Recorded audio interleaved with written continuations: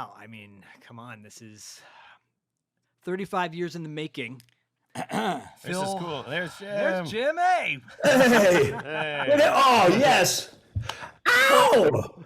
For you, Jim. Oh, my God, Phil. It's so Great good to see you. You too. Oh, my God. This is insane. It's been a minute. It has. It has.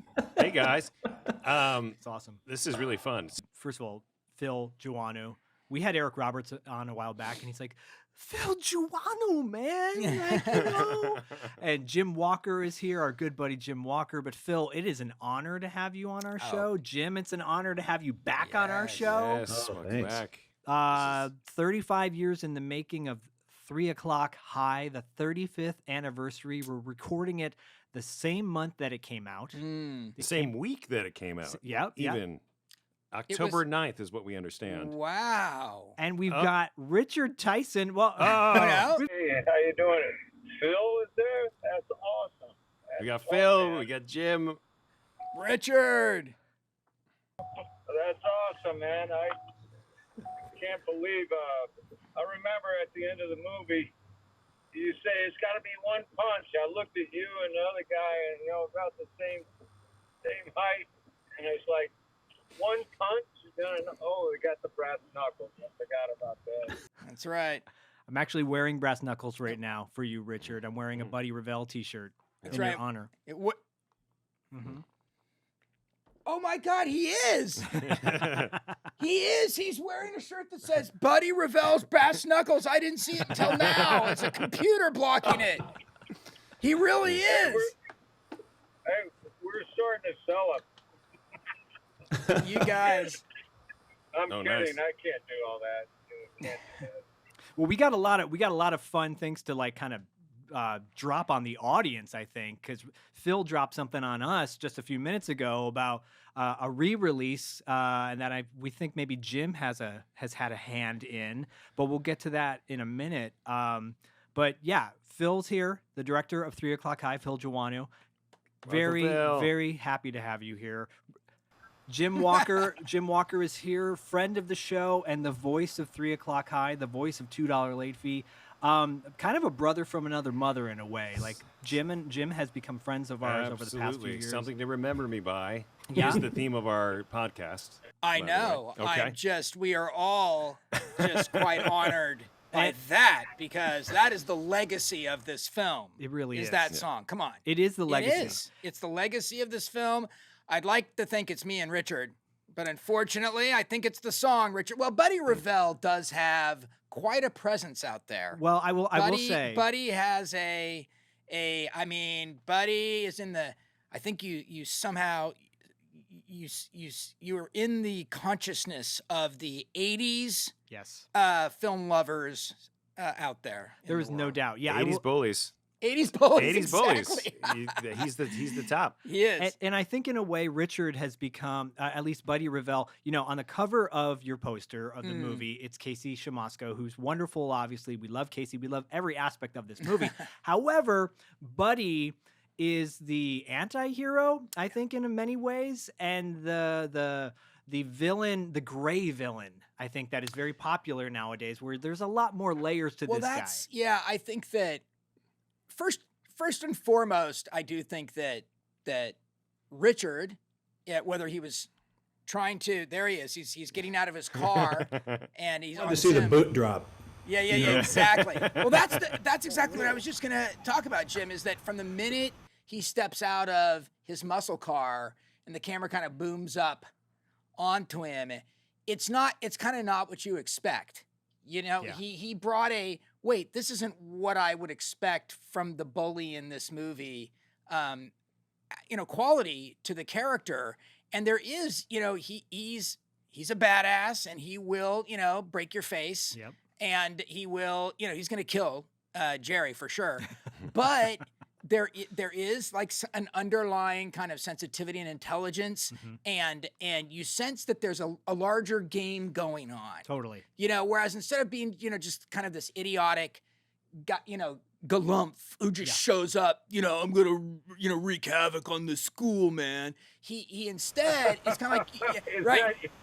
that your No, not you. The character Yeah. could have been. Right. And No. instead, Oh, okay.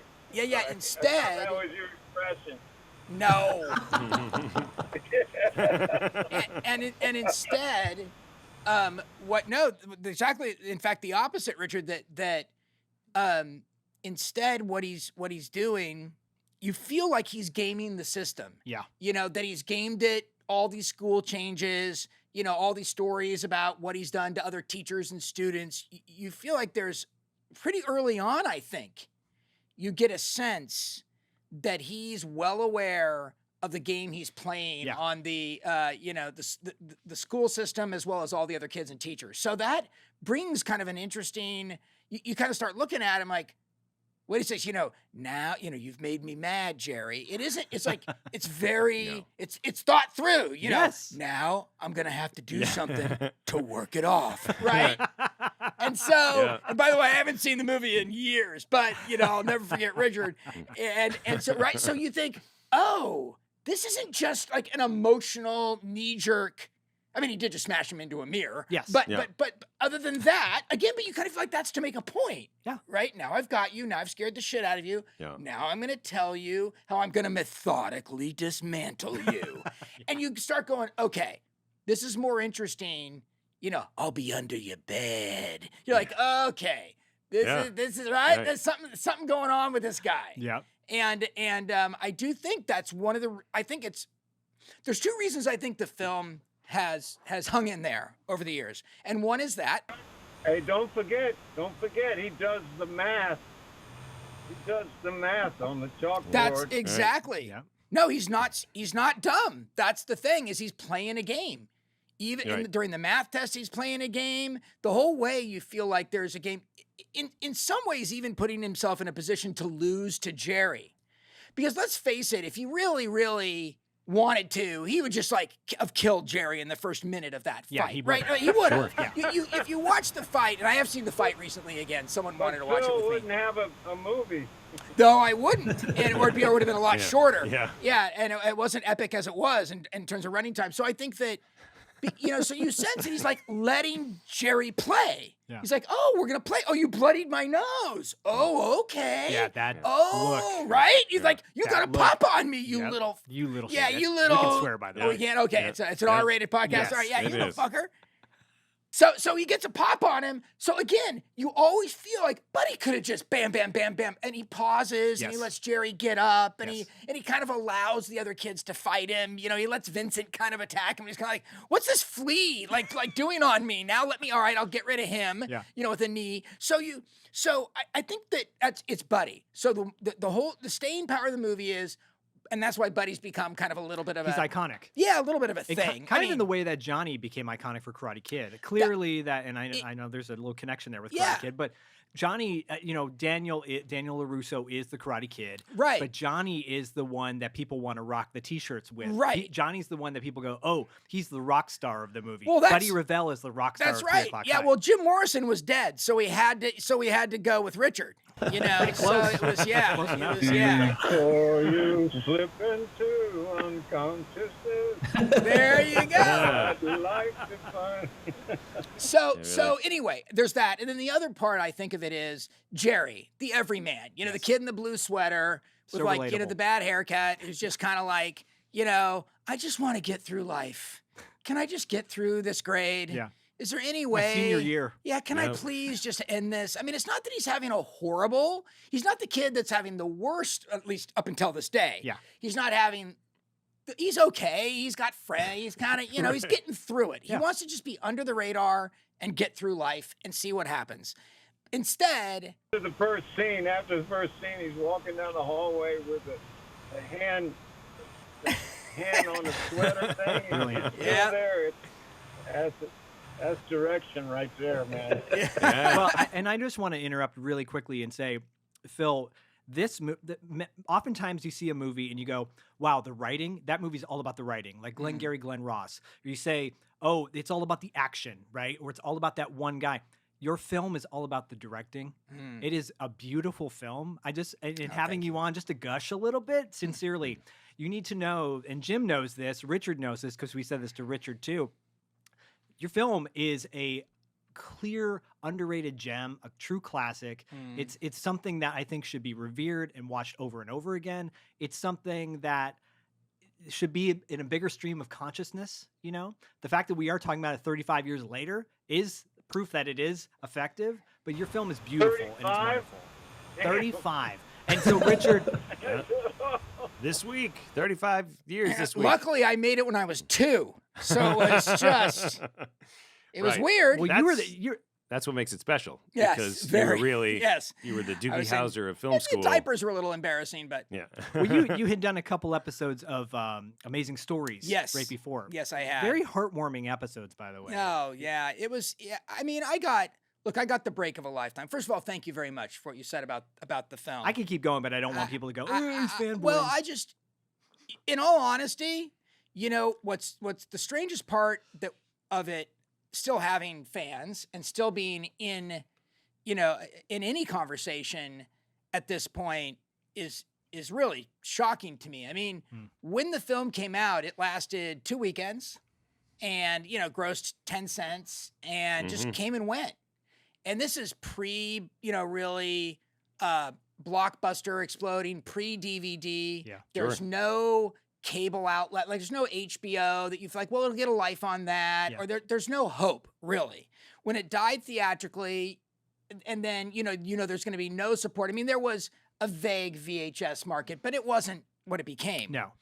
And the movie was essentially gone for, I don't know, like a decade. Yeah. You know, really wasn't until the late 90s that people started rediscovering it, mainly because of DVD. Yep. And it did start getting some airplay on cable channels. HBO was all the time. HBO gave it a shot. And so you had, it started, there was this rediscovery.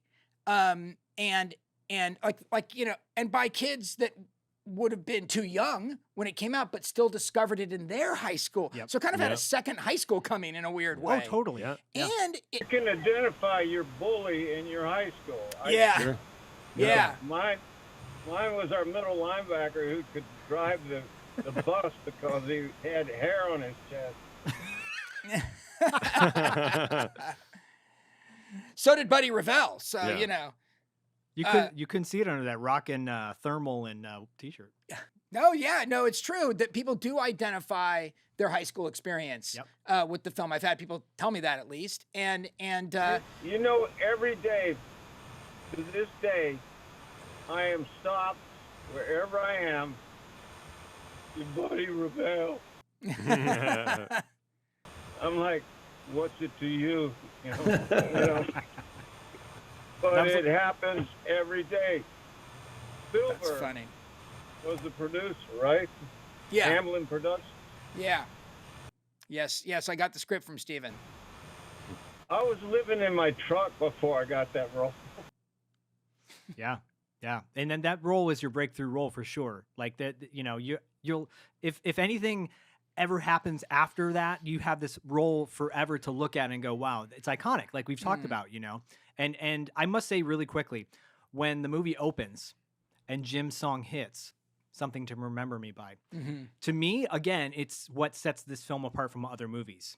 You know, like I think of Fast Times and you've got We Got the Beat, the Go-Go song. And while that song had just come out around that same time, it was a known song. Sure. But to hear a true original song by, at the time, like an unknown artist was really shocking in a good way. Like I was like, what is this song? How do I get this song? I remember as a kid wanting to record it, and I recorded it off the TV with my little boombox, you know? There you go, Jim. And That's Wow. right. like you struck gold with that. We did, and it was such a kind of fortuitous set of circumstances, because actually, the original script opened on what would have been the clock.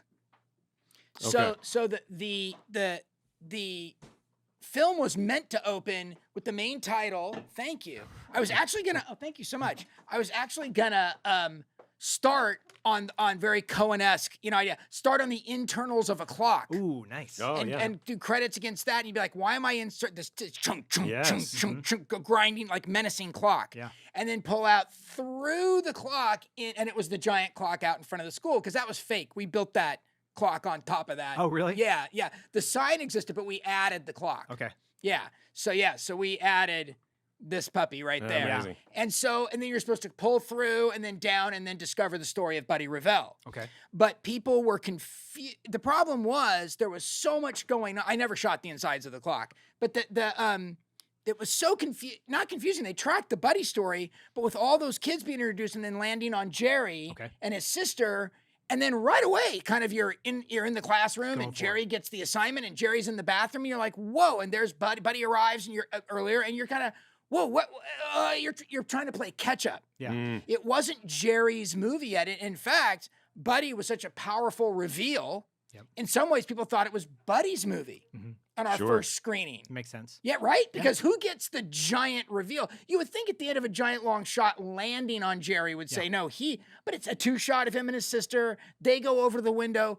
They look at who? Buddy arriving. So thinking back on it later, what was I thinking, right? All that is leading to who? Buddy, not Jerry. Yeah. Right? If you think about that opening, it leads to Buddy. So Richard's pissed now, by the way. Sorry, Richard. Sorry, Richard. It could have been your movie. You should have been on the poster. You know, my first line in all the movies I've done 160 productions. And my first line, he goes, "Are you Buddy Revell?" I can't even say it these days. You know, you get, if you're a fag. Yeah, that's right. Oh, right. That's right. Yeah. Oh my God. you yeah. can- Why do I think that wouldn't have been your first line if we were to reshoot the film? No. I don't mean anything. No, I know. It's in the No, movie. It's that's- in the yeah. movie. It's a It quote. is. It's a, It's you a can quote. do quotes. That was the 80s. That was the 80s. That was the 80s. It was the 80s. It was not that that's an excuse, but it was the 80s. And I'm sure you're living that down to this very day, Richard. But and I had nothing to do with that. I was forced into that script. Right. But I was going to say, These guests you have, it's just ridiculous. It is bringing up everything we don't want to talk about. So that opening sequence leading back to Jim's song. Yeah. Was a reshoot or an additional shoot. Oh, okay. Yes. So the whole movie was shot in Ogden, Utah. Yeah. And It's set in California, by the way, right? yeah, well, I don't think we ever say. Supermom says California. Okay, about it. interesting. It says the Sunshine State. That's so interesting. Golden State. Golden State. Sorry. I'm yes. Yeah, and you know what? You're right. We did make that choice, but not originally. Okay. Originally, it was meant to be somewhere. Somewhere USA. Yeah. Anywhere USA. Somewhere spooky and scary and gothic. We went to Ogden for the school. Yeah. Because of its gothic. That opening architecture Yes. that you see in the opening shot. Yep. I saw that, and then I saw those giant windows. Yeah. And you just don't see those in your average high school. No. You just No. don't. No. Not even on the East Coast. No. Yes. On the roof, those scenes in the roof, Well- you see the mountains behind them. It's great. Yeah. And what sealed the deal for me was the parking lot, because it's an arena. Yeah. I wanted it to be like Ben-Hur. Totally. Right? Yeah. Gladiator hadn't come out yet, right? Yeah. So for me, for my generation kids, it was called Ben-Hur. I don't know what the hell this gladiator thing is. You goddamn gladiator. You like lover. gladiator movies, Phil? Yeah, exactly. Have you ever been in a men's locker room? All right, so this is taking on a theme. Anyway, so all right, so so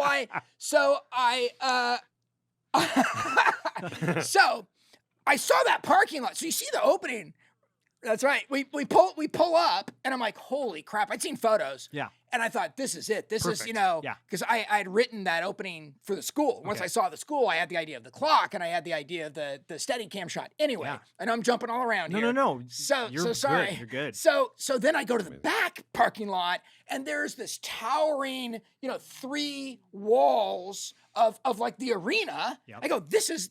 It's always in the parking lot, right? Yeah. So Yeah. I mean, this isn't some dingy. Imagine if it had been in California, some parking lot in the valley. You just don't have, right? Just imagine I had Open. It's to very fight. open. Oh yeah, Yeah, no, no fences, I had to probably. fight like a crazed little banshee to convince them to let me to go to Utah. And the only reason I got to go is Steven Spielberg. The only reason. Really? The studio was like, Are you insane? Right. Take a production, take the actors, put everyone in hotels, drive all our equipment there, et cetera, get a crew, and they're like, why?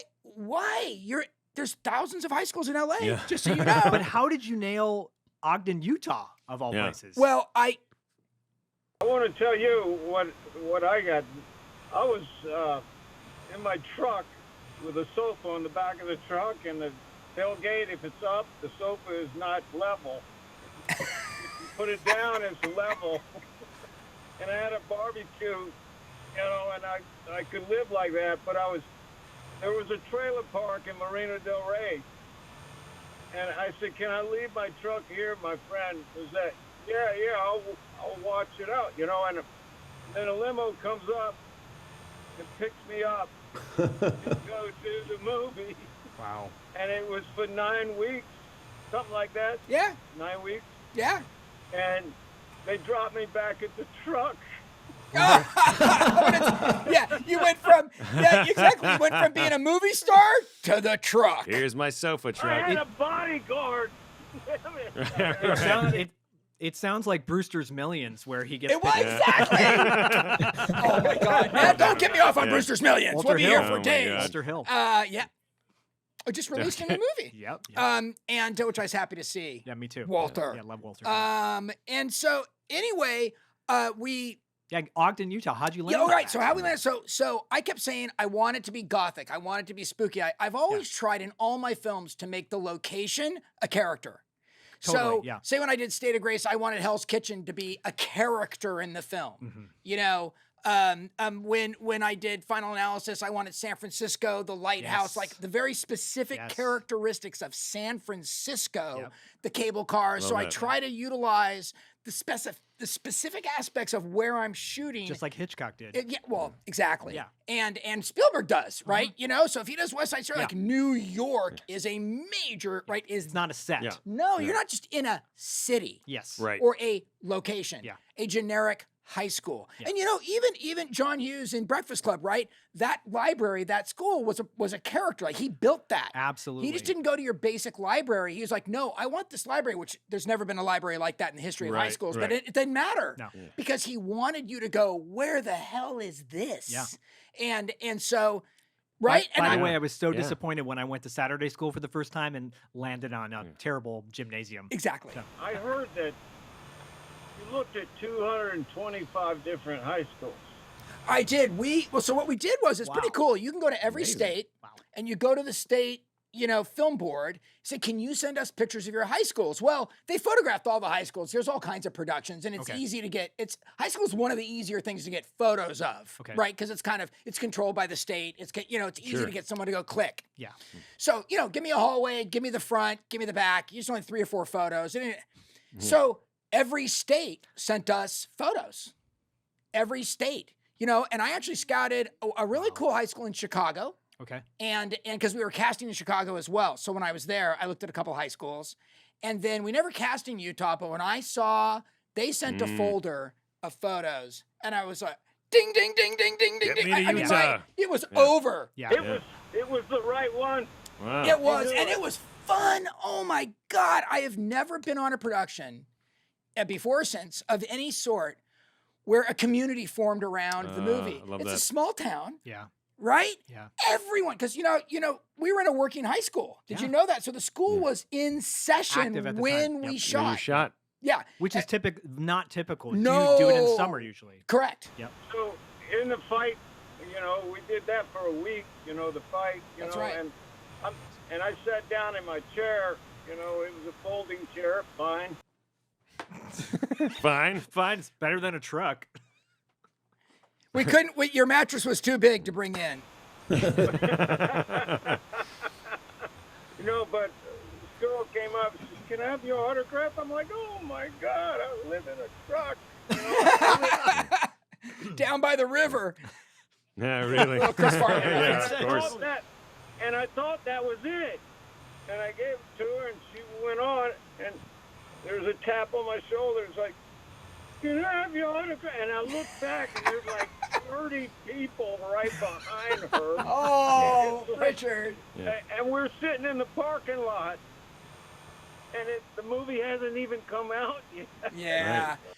So Right. I mean, that's Ogden for you. it was with the Ogden, small town and they feel. all there's one high school, Yeah. and it's as you can see, like so the gym scene is all them, the fight scene is all them. That's the whole Oh. school. Wow. Amazing. You know what? I wanted to just say it's Ogden High, but it might have been like Roosevelt, Ogden, Roosevelt. Might have had a name, but I actually just always call it Ogden High. Milton Berle. But yeah, Milton Yeah. Berle High. Yeah, no one be knew amazing. Milton was from Ogden. That'd be but, fantastic. So anyway, yeah, so you're right, Richard. We did an insanely thorough search, which the studio didn't take seriously because they're like, yeah, he can look. It doesn't cost us anything to get photos from the States. True. And we'll be in LA. Yeah. And they kept showing me LA, and they all look like LA high schools. You guys have seen them. Yeah. And, every Disney show has pretty much shot in every one of them. Yep. And so I got Ogden, and the studio was like, well, and I showed Steven. He goes, oh, yeah, you got to shoot it here. You got to shoot it here. He's gold. He's Yeah. God. He's God. Yeah, so- it was over. Yeah. They're like, oh, great. I guess we're shooting in Ogden. Like it was just, Oh, we love it now. there was Oh no my discussion God. after that. Although, typical Steven, because you've never met a guy more serious about a budget. So the budget was $5 million all in. And he goes, yeah, no, absolutely, we're doing it there, but it's still $5 million. I mean, we won't add anything to go there. So Boy. it was interesting. He goes, Cutting so, cost. I mean, it's true. You'll probably get a few more days shooting if you stay in LA because traveling is going to take and all that stuff's going to take out of your budget. Yeah. And the only way to get that out is to take days. When you have to trim a budget, really, you got to trim days. Yeah. That's because those are the big ticket days. Make it up $100,000 a day. You take out 5 days, you say $500,000. Oh, there's your Ogden shoot. I'm Right. like, whoa, 5 days? Right. And so, it was lot a of 30, time. it ended up a 33-day shoot, 5 days a week. And so I was like, great, whatever it takes. Because I knew Yeah. I was really, to your point, your very first point about the movie. Yeah. I was very, very nervous about making a high school film. At the time, it was a genre unto itself. Truly. And yeah. it was owned by a guy named John Hughes, Yes. right? Who was already a household name. Yeah. Right. So there's a brand Yeah.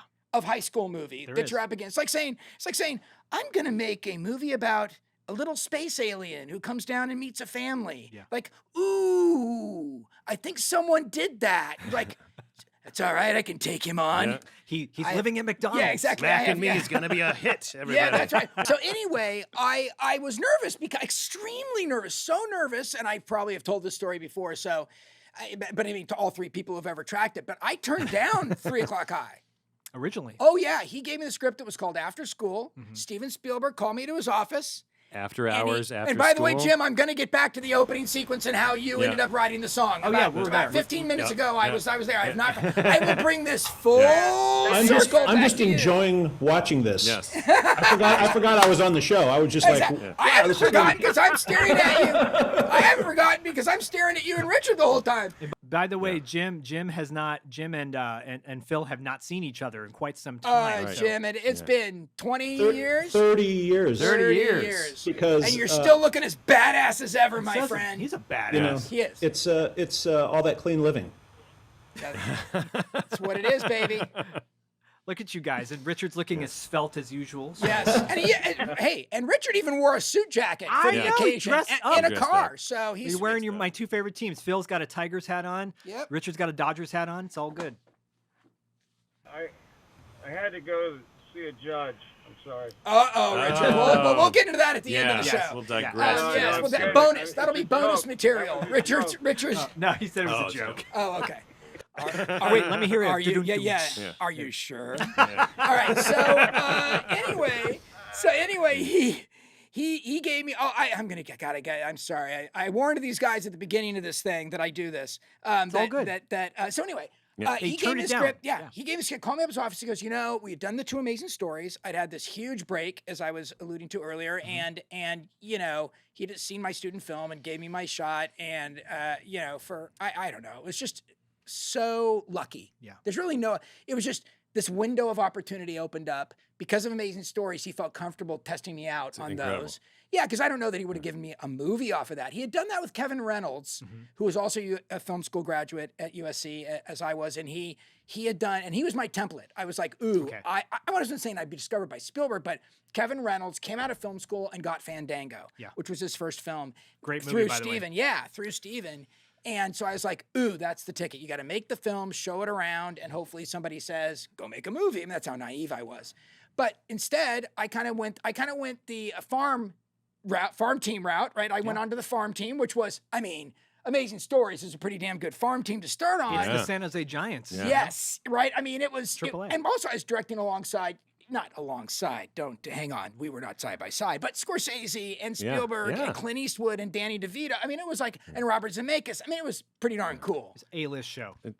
Right? Yeah, I mean, I got to meet all of them. Very surreal, I must imagine. It was. Oh, yeah, and David Lean comes and visits Steven on the set of his, you know, and I'm like, I mean, Akira Kurosawa is wandering around. I'm like, I mean, I was literally, you got to imagine, talk about peaking early, kids.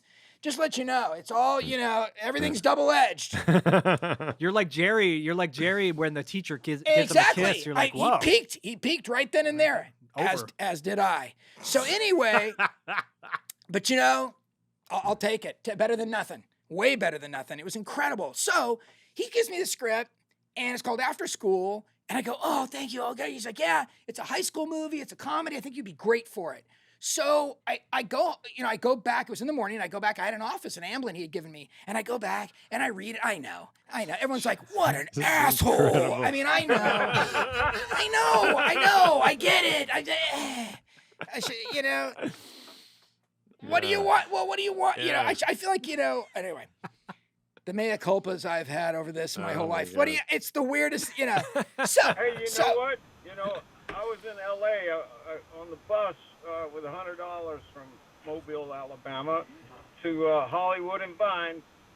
And I was there for 2.5 years. And this casting director says, you got something there, go train and come back. So it was 5 years. I got my master's from Cornell, and I came back, and 3 o'clock high happened.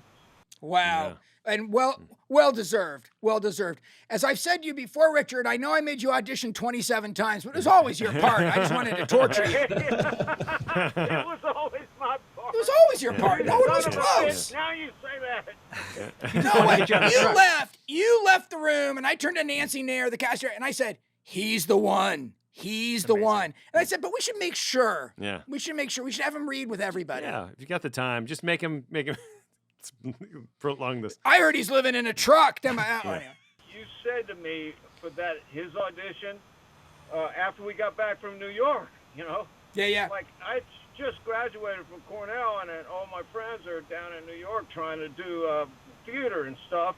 I'm like, Spielberg just put me in the plaza. I'm here. I'm here. Come on in. They were in the plaza.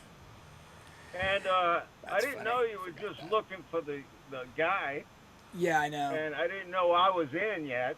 But I had like 17 blocks to go to wherever you were. Yeah, the little soundstage. He's talking about a screen test we did in New York. Okay. Thought I had lost it. No. And I get there, and I'm not talking to anybody. I'm sweating because I've been running for 17 blocks in New York City. And later, this guy goes, we all thought, man, he's in character, man. He is. Yeah, there you go. Yeah. You were scary. You were scary, Richard. No, you were scary. You're right. You scared everyone. Well, I know I said it earlier, and I'll say it again. It's lightning in a bottle. It's lightning in a bottle with a lead villain, quote unquote. Right. You know, this is your first feature film. Yeah, I was scared. Yeah, so I read the script, and I was like, oh man, and it was the tone of the original script called After School, as I said, After School was terrible name, by the way. Straight up comedy. Okay. You know, it was funny. Yeah. It was funny, but it was not in any way kind of dark or it wasn't a black comedy. Yeah. There was nothing kind of sinister about it. It was really just kind of a straight ahead funny, but the tone was different. Okay. So I was like, oh man, I cannot compete with John Hughes and just another straight up, you know, high school comedy about a bully and his kid. And what are you gonna do? I don't know what to do with this, and it read not generic, because obviously the characters had personality. All the characters that are in the main characters are all the same. I added some peripheral characters later, but anyway, and I went back up to his office at the end of the day, and I said, you know, it's just not for me. Wow. Oh yeah. That's some BDE. Which, by the way, That's yeah, some BDE right there. Yeah, which, by the way, was some foreshadowing for future bad decisions that I'd be making throughout the rest of my career. So I was just warming up for the 90s when I really got it going. So anyway, that's a whole other podcast. So I went home that night. I said to Steven, and he's like, okay, I get it. I explained why. He's like, I hear you. It's kind of, and I think I used it. It'd be like going up against you, Steven. It'd be like making a, sci-fi movie about aliens. Like I really use. He's like, I see how that would be. And I'm like, oh, good. Yeah, I said that worked. So I get the hell out of there. And I go home. I'm living in a little apartment in Pasadena. Actually, I'm sharing an apartment with my sister. Like that's my life at that point. Me and my sister live in this little like apartment complex. It wasn't that far from your truck. And I sitting there thinking, if someone had come to me, 2 years ago in film school and said, just so you know, 2 years from now, Steven Spielberg's going to offer you a $5 million feature, and you're going to say no. Yeah. I mean, I'd hit the guy in the head with a crowbar and said, get out of here. That's never going to happen. Right. So I thought, you're insane. You've lost your mind. You've gotten ahead of yourself here. Yep. Oh my God, you idiot. You just blew your chance to direct a movie for Steven Spielberg. So I rushed back the next morning, like 8 a.m. You probably didn't sleep that well that night. Yeah. I'm a wreck. I get there at 8 a.m. as soon as Amblin opens. Yeah. He gets in like 9:30. I just sat there in front of his office like a wayward puppy dog. And I just sat there. He came in, he's like, oh, Phil, what are you doing? Hey. I'm like, he's going to talk to you for a minute. Please go. And I'm thinking, he's giving it away. Right, he already sent it to another director. Yeah. Some other guy got it last night. He's already said yes, and I'm out. That's what I thought. And he goes, come on in. And I say, so I made a big mistake. And I'd really go, great. I'll tell Sid and Sid Sheinberg, who ran the studio at the time, and we'll do it. Fantastic. Amazing. So I changed my mind. And then I said, the only thing I was thinking is, could I take a run at the script as well? Because I'd had some ideas. Okay. Now that I'd said no, I was going to say yes. I'm like, well, what are you going to do? Because it still had the same problem. I still how to differentiate myself from the pack of films that were out there and from the tone of John Hughes. Yeah. I just could not do that. Didn't want to be a typical bully movie. No, I had to, My Bodyguard had been like, how do I get away from, My Bodyguard wasn't funny, but it's still going to be compared. No, but a lot of those, like we talked about this on our show, Tough Turf and Karate Kid, and like movies that have an antagonist. When I left Hollywood, after being there for 2.5 years, and I broke into all the studios, and they told me to go train, I came back and I said, I want to come back where I'm young enough to be in high school. And I got the oldest, ugliest motherfucker, sorry, in high school, but I made it. You did. Well, my theory was you'd been held back for 7 years. Absolutely. That's what, Yeah. And so in a row. I don't know if I told this story, but I'll tell it again really quickly. I had a friend in elementary school named Mike Simmons, and he was a big kid. He was super tall. He looked like he was going to be a quarterback in elementary school. Right. I know those guys. And then I remember he would. I got bullied by kids. He stuck up for me when the bullies were messing with me. And then we went over to his house after school one day, and he had like a bunch of trash in the front lawn. There were toys scattered everywhere. He had brothers and sisters, and the house was a hoarding house. Like it was, and he didn't want me to go in. He was embarrassed, but he was the sweetest guy, but he was the most intimidating guy. So when I see this character, Buddy Revell, on screen, I'm like, is that what Mike Simmons was going to be? Because we lost touch after elementary school. Right. Is that what he was going to turn into when he went to high school? Who knows? So. Yeah. It was, but that's interesting because that backstory that he was a sensitive guy who understood, had a friend that he would protect. Yeah. Maybe that was Buddy in elementary school, right? He went from protector to bully. Because what does he do in the end? He doesn't punch his lights out in the student store. He gives them the money back. Right. And he smiles and he nods at him. Because it's like he has respect because he has an ethic. Yep. Buddy had an ethic. And I think that's what people go, oh, okay, like that's it's not black and white. No. He's just not a one note bad guy who's going to kick your ass. And credit to Barry Sonnenfeld, who's your cinematographer. But you hold the shot on Buddy, Richard. Richard, you smile at the end at Jerry, and it's so subtle, but it's and you wouldn't necessarily. It's beautiful. Go ahead. It was the smallest smile ever in the history of of the movies. I think it was just like, oh, that's what someone said to me. You know, they're like, that's the smallest smile ever. You know, but it was a smile. And But it spoke just- volumes. It's you really know, funny. That scene made him a human. You know, Yep. made him a human. Yeah, well, and Richard, as I recall on the day, he was like, "But would I really smile? Would I? Right. I mean, he hit me with brass knuckles.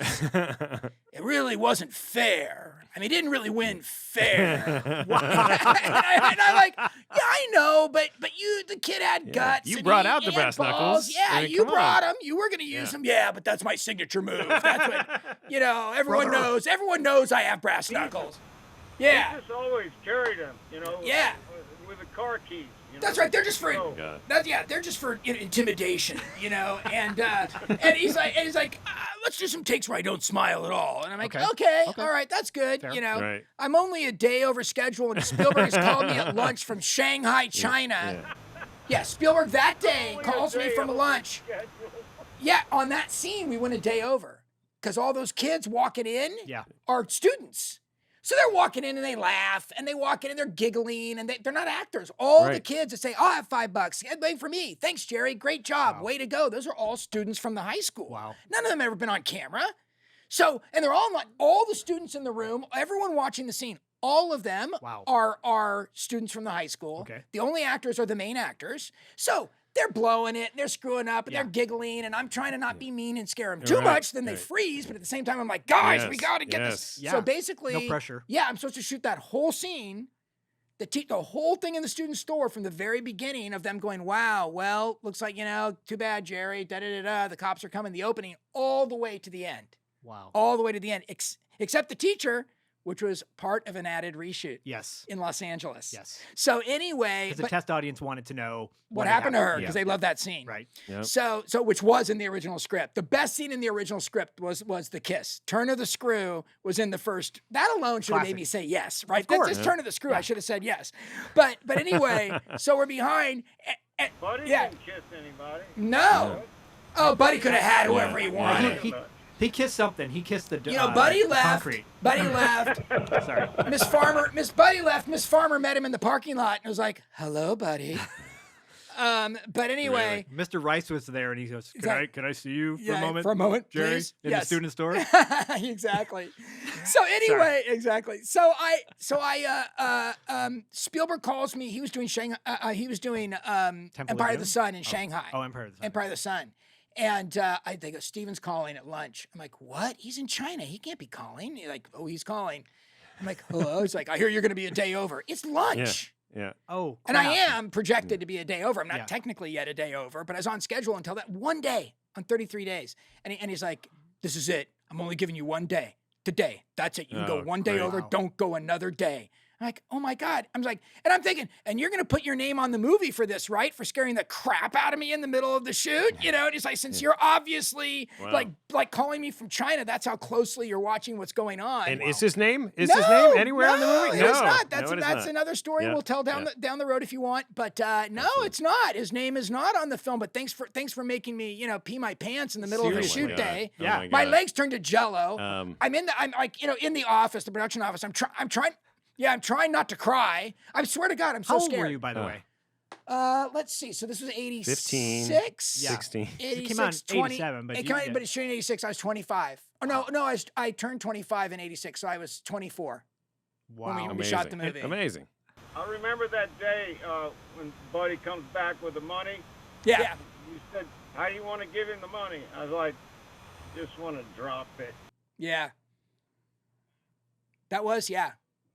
Yeah, because that's what you do, right? Yeah, instead of like setting it down whenever he held it in his fist. And when Steven finally saw the movie, when it was, I'd had the first cut and all that, he goes, "What did you do?"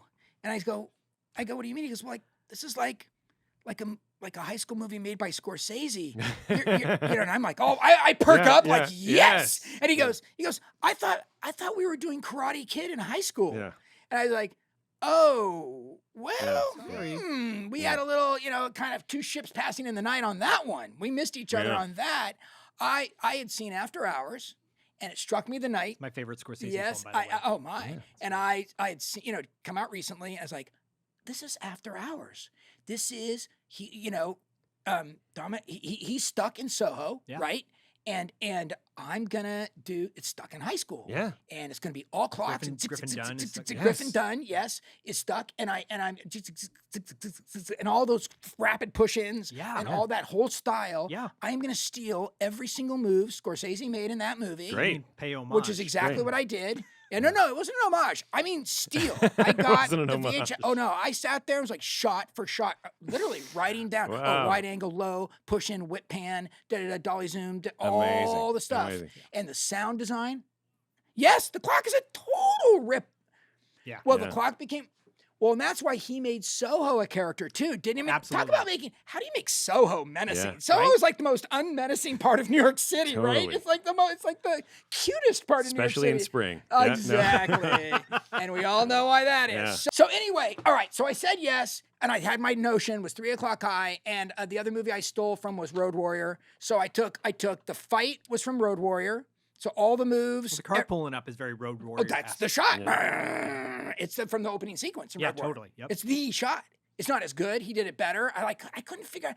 He had I don't know, he had some piece of equipment that was better than mine. But I was like, I couldn't get quite. That's why I had to have him step up on the curb. Oh. Right? Oh. He had to do the stuff. Richard had to I remember being so frustrated because I wanted, so Miller has it on the deck, Yes, right? It's on, underhung, like an inch off the deck. But my underhung, and maybe it was just a different camera body. We were using Panavision. Maybe he was using Airflexes. So I couldn't get on. And he might have had a mirror We'll system. get him on to Answer me this. There was back then a mirror system you could shoot that you'd shoot down into a mirror and it would reflect so that way you could really be on the deck. But we didn't have that. I love that. And there's periscope lenses too that can put you. So he was on the deck. I was under what's called underhung. Okay. You underhung the camera and we dollied up. And so I wanted him to pull up and do it really like George Miller, like right on the Yes, pavement. It's yes. like the camera, it was looking down at his boot. I'm like, no, you don't look down at the boot. You don't look down at the boot. No. You don't look at the shoelaces. You look at No. the toe of that boot, boys. So everyone's like, well, Right? that's sorry, Phil. That's as low as the camera goes. I don't know what to tell you. Oh, I'm like, it's so I maddening. told you. Yeah. I'd shown you Yeah. the shot. You didn't give me the right equipment. They're like, and I'm 24. What the hell do I know? Yeah. Now that wouldn't happen. Then I was like, well, where's my George Miller Yeah. shot? So I told Richard, I said, you'll pull up and then you'll step on the curb. Yeah. And that got the boot up. Which Yeah. works. It works. Yeah, and then that gave me the shot, and it still wasn't as low as it should have been. And then we boom up onto him, and he does that lean back on the car. Yeah, oh. And that was Richard, Yeah. right? So because I just had him standing there like dun dun Yeah. dun, and he goes, "No, I'm gonna lean back and take it all in and Yeah. see." And this is Brilliant, where, yeah, and this is brilliant. where for all you filmmakers out there, this is where the truth of the matter is: great actors make your movie. Okay, because I've worked with actors who just do what I've asked, and what they get is a mediocre Phil Joanou performance. Because I'm no actor, I say, here's what I need you to do. You get out of the car, you stare down the school, and they will do it. Yeah. They'll do what I asked, and I'm like, I can't be mad. I'm like, yep, there Right. it was, and we'd have There's your walked shot. away, and I'd have had it. And a great actor like Richard goes, hey Phil, can I try what I want to kind of lean back and just soak it all in. Yeah. And he gives you that detail. I'm like, yeah. Yeah. And again, don't get me wrong. I did not make Citizen Kane. I am not delusional. I understand we're just talking specifically about this movie, fans out there. I know this is not The Godfather we're talking about, right? It's not the Sonny in the Toll Booth. But anyway, we boom up and it makes the moment. And it isn't the shot. Yeah, the shot. I stole the shot. The shot isn't even me. I stole it from another guy. Maybe he stole it. I don't know. But I get up there and it's him. Yeah. It's not the car. It's not the wardrobe. It's not the great hair. It's not it's his instincts, his talent is what makes that moment. And there are 100 examples of that, of all the actors in this show, of all the actors Totally. bringing more to this movie. So when we talk about, well, the direction, I like to think I put actors in a position to be great. You did. You did. but it's the actors that make it great, right? It's the way, right? Yeah. It's that, what's your favorite movie, Jerry? Turn of the Screw. That's them. That's them, right? I mean, what's your favorite book? Yeah. Sorry. Yeah. What's your Yeah. favorite book? Yeah. What's your favorite book, Jerry? Turn of the Screw. No, it's what's your favorite, what's your favorite book? Yeah. I'm thinking, sorry, because it's a movie too. No. It's a very famous movie. He But would have anyway, said Lady Chatterley's Lover. Or there you something. go. Sylvia Christel. And that was in the first draft, and that I read. Yes, exactly. And behind the green door. So it was with something with Kurt Longjohn or something. yes. So yes. So anyway, so back to the yes. So I did that, and then what I did was he let me take a run at the script, and what I did is I just juiced it up with all the, added some menace, added the switchblade, added the Duker and Dolinsky, Dean of Discipline, and my high school Dean of Discipline was named Wojtek Dolinsky. Really? Which is a little quick aside, I didn't tell anybody. So I had his name on the nameplate. I have swastikas, I have the evil stuff, right? Wow. And that's Wojtek Dolinsky. Yeah. My producer, a wonderful guy named David Vogel, my line producer, who had done amazing stories with me. He, watched the film, and I'm thinking, I wonder if Wojtek, who was not a particularly nice man, I wonder if Wojtek's going to be upset about this somehow down the road. I mean, is it really? So about 2 weeks before the movie comes out, which would have been about 35 years ago, I go, hey, David, do you think it's a problem that my real Dean of Discipline in my high school is named Wojtek Dolinsky? Well, you've never seen blood drain from a man's face faster than man. No. He's like, what did you say? I go, yeah, his real name, I mean, it's not a big deal, right? I mean, it's just real life. It's not, he really had the job. So it isn't like I said, I didn't make him a Nazi guard. I didn't say, I said. He was an enthusiast. Yeah. Exactly. So he's like, don't you tell a soul. I am the last person you will ever tell that to. Don't tell Steven. Don't tell the studio. Oh my God. And he's thinking, if this guy comes after us, anyway. Yeah. The end of the story I hear, he's still at my high school at the time. I'm not that far out of high school at that point. Yeah. He loved it. Wow. Of course he And did. he dined out on it for the rest of his school Of course he years. did. Of course. You may not realize, but I'm the Dean of Discipline at 3 o'clock high. He's Yeah. like telling this guy, first day of school. Hello, students. You may not realize this. So anyway, it was the opposite. That's fantastic. So Phil and I went to the same high school. Yes. And so I didn't know, the first time I saw 3 o'clock, I had no idea. And there's Wojtek Dolinsky, Dean of Discipline. And I was like, I spent so much time in that guy's office. I was my like, God. holy shit. I can't believe he did that. That is awesome.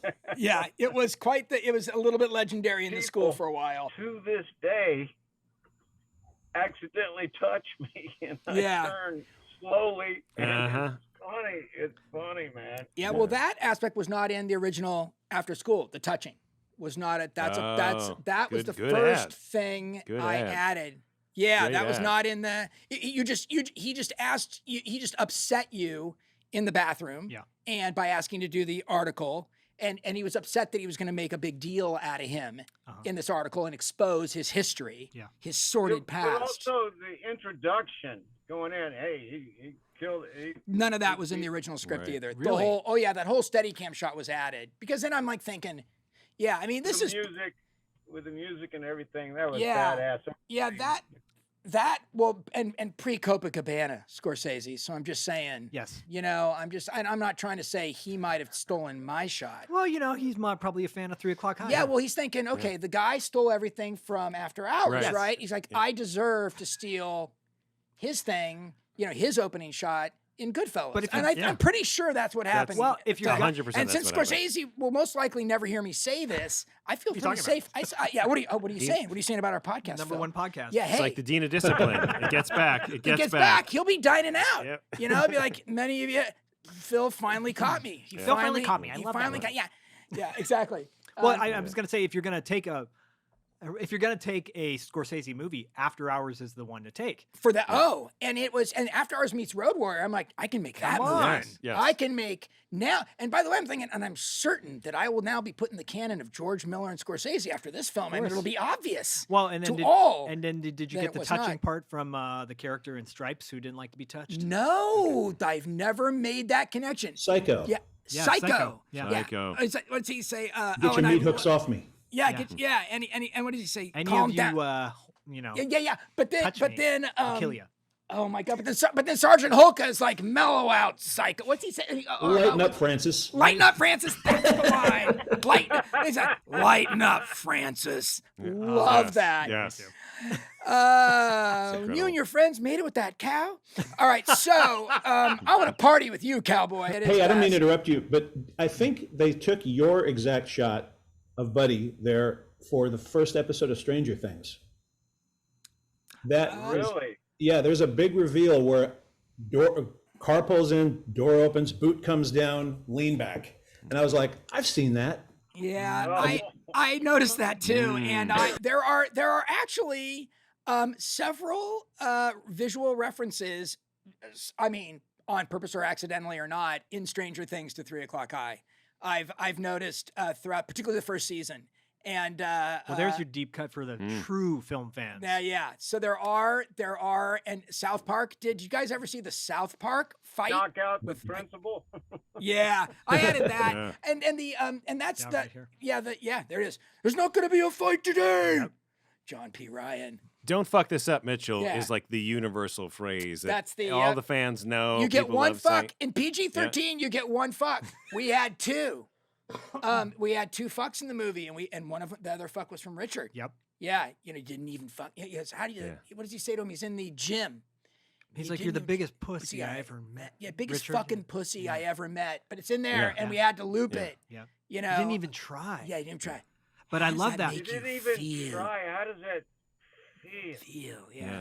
When he says So we had to that, get that out. what you said about you changing direction with Spielberg and going with the movie, Yeah. it makes me think of Jerry when he has the opportunity to get out of the fight. He gets out of the fight, Yes. but then he sits there for a minute and he thinks to himself, "It's like, no, is this my legacy? Is this what I Yeah. want Yeah. to be Is remembered? this who I Is this am? how I want to be remembered Yeah. by?" Wink, Yeah. wink. Yeah. And so right. he comes back. So here you are Yeah. doing it. So You're not a pussy, So Phil. here we go. You're not a pussy, Phil. That's I'm right. just Thank gonna you. say. 1 hour later.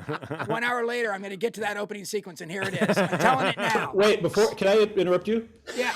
Of course. I want to hear. I want to hear about the shot with all the bookshelves falling down.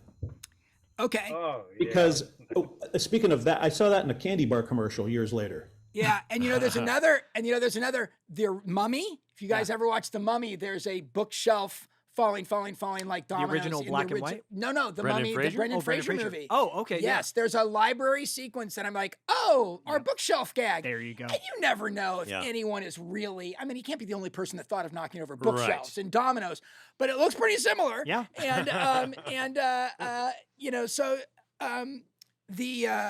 if only The Godfather was made after 3 O'Clock High, I'm sure there'd be something Coppola would have stolen. Anyway. Books all fell out, and I after they said cut, I went over to help pick up the books, and they go, "What are you doing? You're in the movie." You know, Well, the you reason don't why. have to pick up the books. But you did. There was a reason you had to pick up the books. There was a reason we all had to pick up the books. So, yeah. So what happened was it was designed to be as a oneer, as they call a shot without a cut. Okay. So he knocks out the football player, and once he falls into the first book, we cut out wide, and the books go boom, boom, boom, boom. The first pile of books, and then there's a knight in shining armor that gets hit by the first set of books. The knight in shining armor spins. Yeah. He falls into the next set of books, and then boom, boom, boom, boom, boom, boom, boom. All those books go down. Rube Goldberg. Yeah. Amazing. Exactly, revealing Jerry and Vincent. Vince, so right, Their faces, Jonathan by the way. Wise, Yeah. just standing there like in the perfect hiding place, right Yeah. there. It's perfect. Yeah. And then it's not. And so funny. and then okay, come on. Do you remember what you did there, Richard? After the books fell, what did you do? I pushed in on you, blood on your finger, and what did you do? Shh. Yeah, because they made noise in the library. They made So a noisy good. library. So again, that's what makes Buddy. Like, it's not what you'd expect. You'd expect you'd see them over Yeah. there, walk over and start kicking their ass, or grab them and Yeah. scare them and throw them against the wall and say, "I'm gonna get you at 3 o'clock. Not now, not here. It's gonna be in front of everyone." Yeah. He'd say something. No, and then he just walks out. He knows. And I that's have what- to say, the guy, what's his name? He was an offensive guard at UCLA. big Yeah, he old was. guy. He was a And- good guy. And I stand up, he's about a foot taller than me. Like, Was it Craig Matty? the Yeah, Craig character? Matty, Yeah. and he was way Played bigger. by Mike Jolly. Yes, Yeah, Mike. yeah. We do the first take, and it's supposed to be, like I say, a oneer, and if we get it in one, it's over. Yeah. So the way we did it was, we knock over the books. With his body actually did it. It was teetering, so all he had to do was fall into it. He falls into it, bam, bam, bam, bam. It hits the knight in shining armor. For that, we had a guy hidden with the cable down low, and he pulled the knight to make sure it would actually spin because it was on a turntable. So it actually didn't, because it normally would have fallen away from the books, right? But it had to do a pirouette and then land to its left, right? So it did like a 90-degree good. pirouette. Amazing. And so he pulls it, And this was something I had added to the script as well. This moment at the books falling, and because I'd always wanted to see just books fall in the library. Yeah. And so then Who doesn't? yeah, and then there was another guy on a cable that was supposed to pull the second set of books because the knight in shining armor wasn't really heavy enough to make the books fall. Okay. It was fake. So the first guy, so they're watching each other, right? So the first guy, the books fall, hits the knight. The first guy pulls the knight. It spins, but he didn't pull it hard enough to knock the knight over. It spins and stays. The knight doesn't fall over. But the second guy has seen him pull. He can't see the knight. He's hidden. So he sees the pull. So he knows it's my turn to pull. He yanks, and the books go boom, boom, boom, boom, boom, and reveal Jerry and Vincent. But the knight's still standing there perfectly. It did not pirouette and fall. And so therefore, there's no cause and effect. Right. Yeah. So we're all just standing there. Oh. And the producer, who was smart, goes, it's what producers are supposed to do. He goes, we could always just do a cutaway of the knight falling into the first shelf of books, right? So we go bam, bam, bam, bam, cutaway, knight hits, cutaway, back out wide, bam, bam, bam. I go, but then it wouldn't be a oneer. Yeah. You need the oneer. You need the oneer. Yeah. It wouldn't be a oneer. He's like, you're right. Yeah.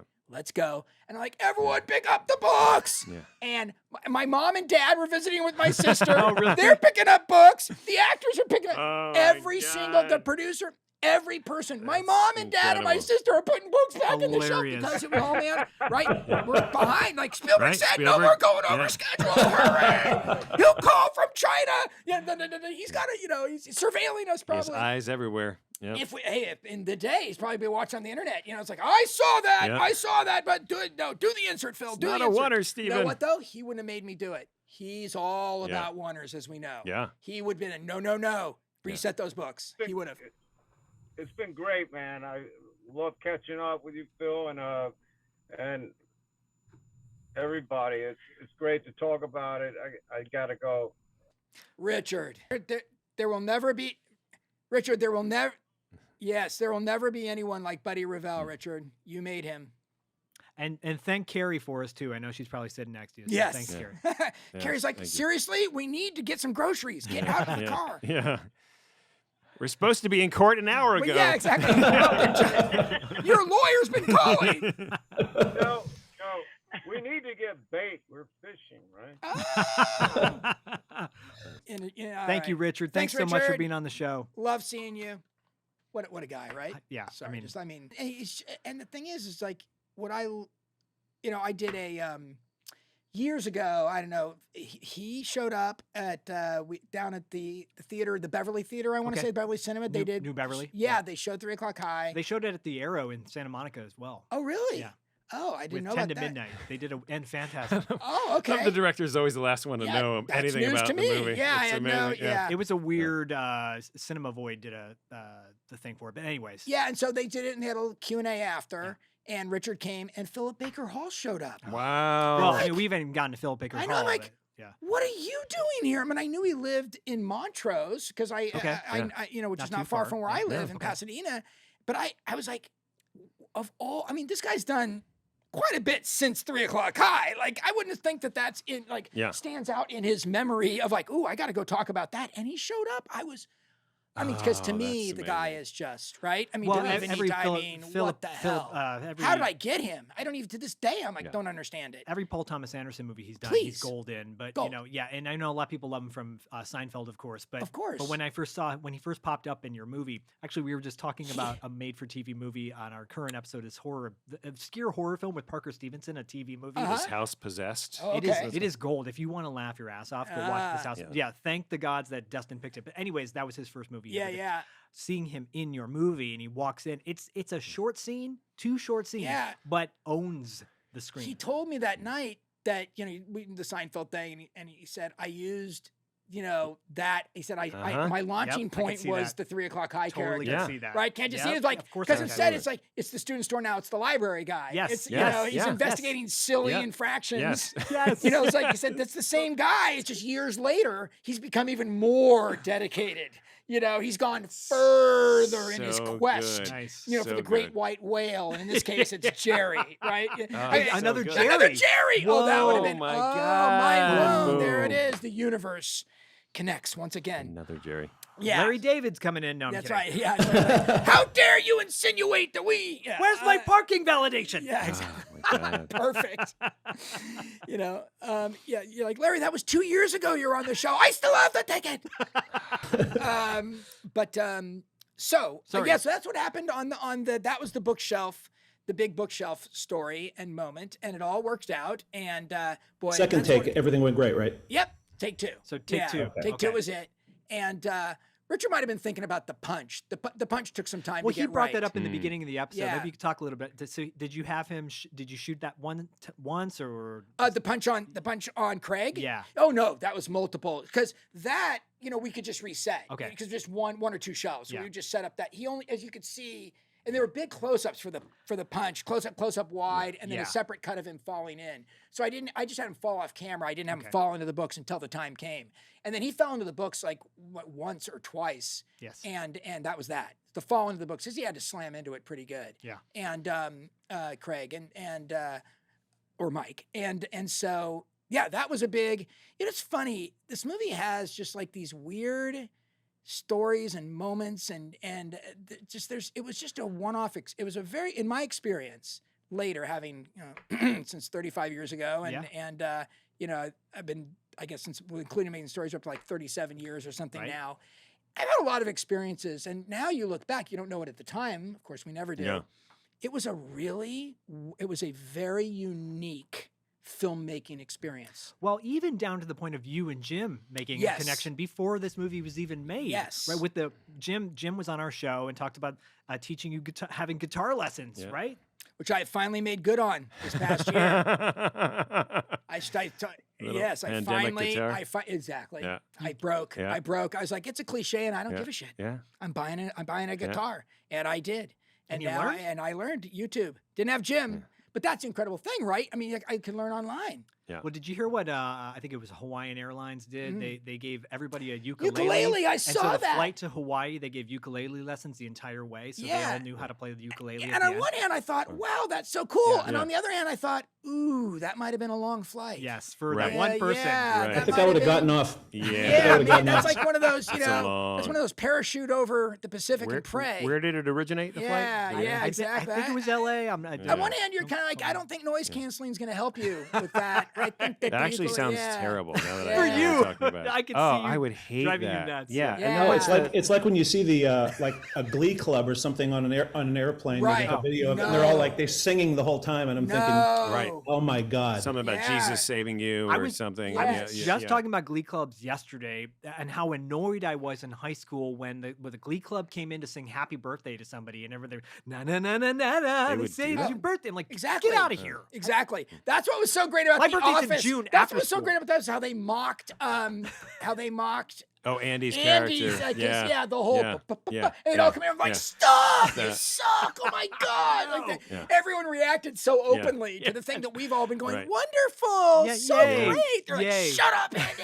And he was like an idol in college in his little world. Oh you know? my yeah, God, that running Yeah. joke. And it was awful. Yeah. Like Yeah. it was Oh, great. yeah, It was yeah. great how bad it was and how dedicated he was to making it bad. Well, Absolutely. God, I could do a podcast on that show. Yeah. Just of course, everyone can. So anyway, I'm now going to get to the opening sequence. I was just about Okay. to segue. All right, roughly. so here Are we we are. are we We're back. ready for- Hopefully, it's okay, like a we're ready. cliffhanger Yeah. for your listeners. Yeah. You're like, I wanted to stop listening, but the guy would not tell the opening story.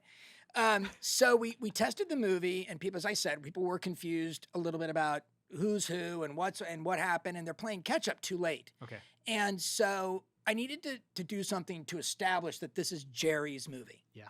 And so I said, well, it's supposed to be like the worst day of his life, that it just wasn't going to be one of those days. So that was also One of those days. added. Yep.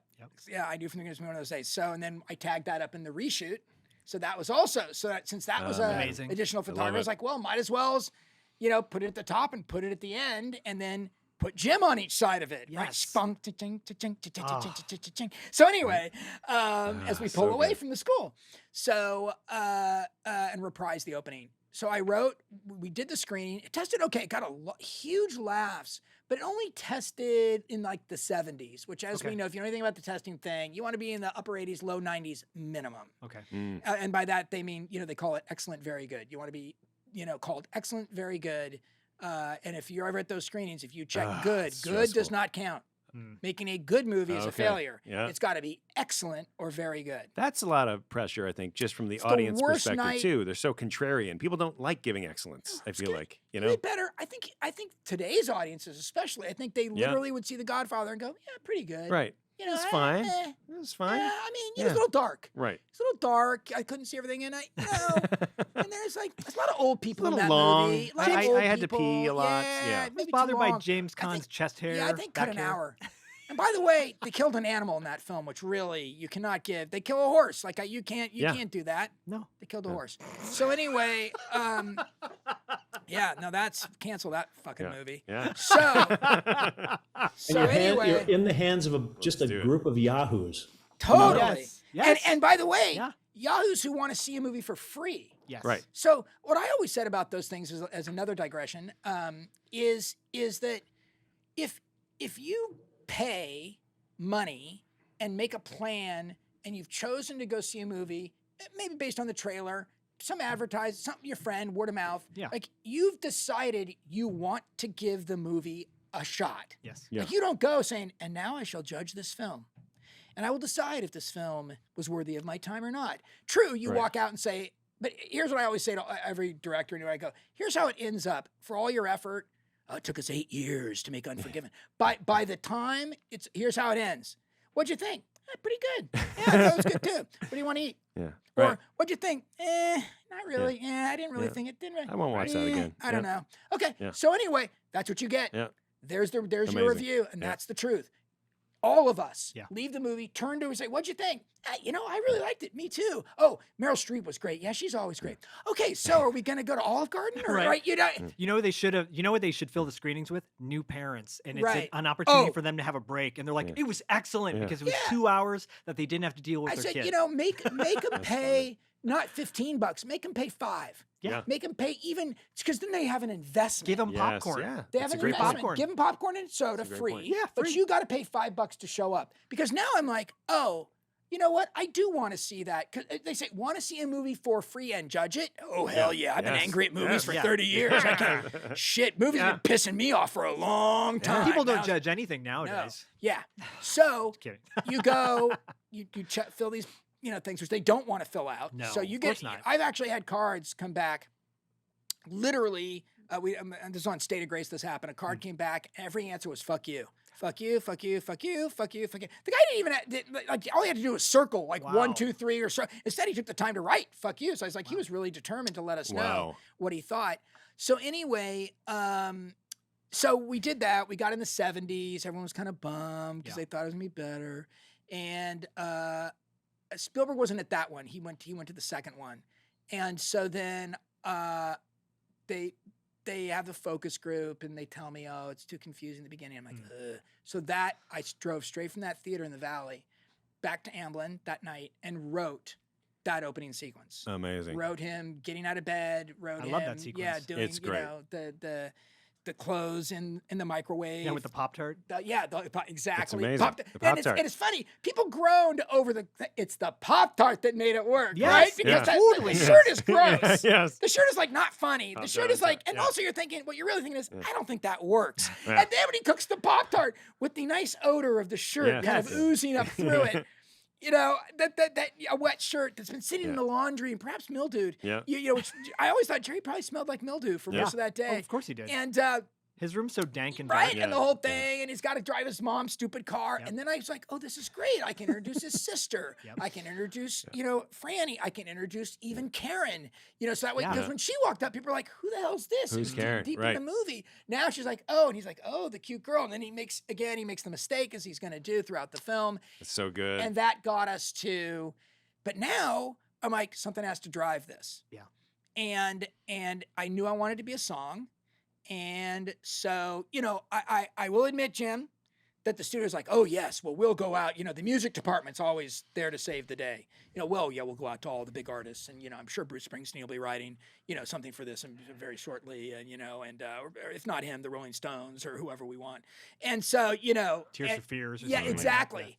And nobody showed any interest whatsoever. Like they couldn't get anybody. Nobody, I think I threw a few demos of Unknowns came, Okay. or fairly like lesser known bands. Yeah. And none of them were any good. And they're not songs written for the show. They're songs they have on albums that are about to come out. Yeah, That's the whole idea. Of course. Which is the typical thing. Right. It's Like- a song that will bring in more album sales for that band. It's to promote what they've already done. Nothing tailored. No one wrote anything for the movie. Right. And so, anyway, and they didn't want to pay a big licensing fee to get a popular song, like you were saying, like, we got the beat. And so I was like, you know what? I know an incredible artist who could nail this, because Jim's tone, right, is very much at the time, and certainly your personality is very much of 3 O'Clock High. Yep. Like funny, edgy, of this man here, Elvis Costello, right? Yeah. And so Remind me a little bit of like Paul Carrick from the band Squeeze. Sure. Squeeze? Absolutely. What do you mean? I saw Squeeze open for Elvis Costello. There you go. There you go, baby. Nice. I love Squeeze Squeeze. is great, yeah. Elvis produced that Squeeze yes, album. Yes, he did. Oh, he did? That one with different Twist. Tilburg. What's the one? Tempted. Yeah, that, whatever that by album. the fruit of another. Yeah. Please cut that out. Now, I'm gonna lay a track underneath. yeah, you. boy. have to pay money. The truth is discovered. All right, sorry, it's the guitar thing has really gone to my head. I got to tell you, I'm like starting to write lyrics. All hell's broken loose. But lead singer, by the way, Paul Carrick has a great solo record, so worth checking out. Oh yes. Yep. So anyway, I will say, as I was telling earlier when I first came in, who I first offered to score this movie, Jim, was Elvis Costello. I sent the movie to him and Jake Riviera, and didn't even get a polite no, or via any pre-email, right? Night phone call. No, Elvis sent me a letter, a handwritten note, telling me he liked the film and thank you. I was like, does this guy have like a lot of free time or something? Yeah. And he sent me some signed records Wow. and a poster and all this like swag. T-shirt, like this box of stuff. The T-shirt you're wearing now? No. I got this at a concert. And You got that from Marshall Crenshaw. Yeah, no, I didn't. Not even online. I got this at a show, so it's a legit T-shirt, not of some stupid website that's stealing all his stuff. Right. So anyway, I was like, holy! I didn't even care that he said no. I was like, I got this box of stuff. It's the Holy nicest shit. way to say It's no. amazing. It was insane. That is and also, really awesome. I kind of expected, it's Elvis Costello in the late 80s. I expected like, fuck you, you punk. Like that should have been what I got. Or no response at all. Oh, just, we won't even, we never heard from him 4 years later. I'm like, sent all this shit. I figured someone whispered in his ear, Steven Spielberg sent you this movie, right? Because he's like, don't piss off Spielberg. It had to be, because it That's couldn't what have been it for was. me. For sure it was. Yeah. Seriously, because it was so over the top. So Jake was like, Steven's we can't. like, that gift was for me. Yeah. It said Phil. Yeah, Phil? Steven, Phil. I haven't it talked to you says in 35 Phil. years. Can I have that? Yeah, back? Yeah. So anyway, I got a big no. You were my second choice. Sorry, after What a after second our hero. choice, Yeah, though. come on. Hey, no, he was your starter. There, wife. he's leaving. He's off the show. Elvis was your starter wife. That's right. That's so- right. Well, it couldn't have ended up I hate better. that term, but it it's could have true. ended up better, right? And so Yes. Oh, I kind of secretly, because I couldn't know how to pitch it. I have a friend from high school. Right. He was in my student film. I mean, Steven would have known him because he was in my student film, Last Chance Dance. Jim is in the film. Gotta find. Is it available on YouTube? It's on my website. Okay. There's, Phil Joanou, director.com. Okay. That plug earns me no money, just so everyone knows. Ding. It isn't. Did you yeah, hear that? Ding. Yeah, exactly. Yes. I just got 3 amazing. cents. And so, yes, Phil Joanou, direct.com. It has it under student films. Great. And it's right there. And it's Okay. been remastered nice. recently in HD. And Jim is in there, and you'll see Jim steals the show, and you'll also see Jim with an beautiful earring, a Yes. big head of hair, curly hair. Bleached section of the hair. Correct. Joe Perry. Correct. He's got Yeah. the Joe Perry bleach going, Nice. and Incredible. he's really good. He's a natural. So anyway, I went to Jim, as I recall it, Jim, take it from here. So I went to Jim, and how did I first show you the movie? Because I have my recollection, but I wonder what yours is. I think you asked me if I wanted to try to write something for it. And so you showed me you sent the first scene to me. And I watched the first scene and I wrote something, but you said, this is just to try because I don't know if this is going to work out. Right. It's a real long shot. And I had told no one that I was doing this. We were the only two. I just did it on the sly. It's amazing. Yeah. And then I think you told me that they were trying other songs and all this kind of stuff, and nothing was really working. Right. So you had that kind of the demo in your back pocket, and you were like, "What about this?" And that, from what I remember, that seemed to be like, "Oh, that's the right song for this." You played it for Spielberg or something like that. Oh, I did. Yes. Was it a cassette tape too? Oh, I got the cassette. But what we did is we transferred it, onto mag film, is what it's called, and then we put it, got it sunk up to the movie, to the opening. Okay. So we took the song. We didn't just like ready, set, go, and play it. Which is how I had to do it. Yeah. Yes, exactly.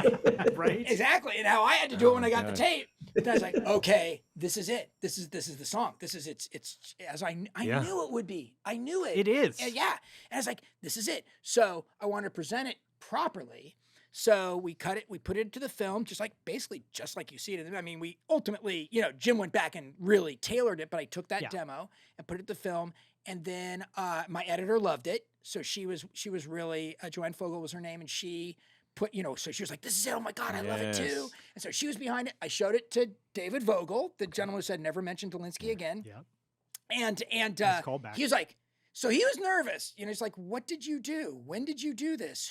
Why didn't you tell me? I go, because as soon as I say it's my high school friend, it taints it. Yeah. Of course. Right? It just makes it like, oh, so you're trying to help a buddy or be your buddies. Unfortunately, it has a negative connotation. I wanted it to live on its merit. He goes, of course. So he goes, all right. And he listened to it. He goes, wow, it's great. He says, but Steven's going to have final say. So I was like, of course. So I went to Steven. And the thing to understand, it sounds like I went to Steven. He's the most open door guy. You could just walk up to his office at Amblin. If the doors are open, poke your head and say, hey, Steven. He's like, hey, come on in. Like, amazing. He is the most, when you see him being in those making ofs, playful, and he's talkative, he's open, he's playful, he's fun. I mean, he's dead serious about his work. Don't get me wrong. Yeah. He is freaking serious about when it's go time. Yeah. But in between, it's such a, I literally like, what is it? Youth is wasted upon the youth, I just had no idea. Youth is wasted upon the young. Is that the correct version of it? Anyway, I had no idea, something like that. Sounds right. It's escaping me. Anyway, God, if only I'd known then what I know now about what a one-off incredible experience I was. I mean, I knew I was with Spielberg. I knew I was with Amblin. I'm not that out of it. Yeah. But you kind of think, well, this is the way filmmaking in the film world is. It was the only world I knew. Sure. And it was not.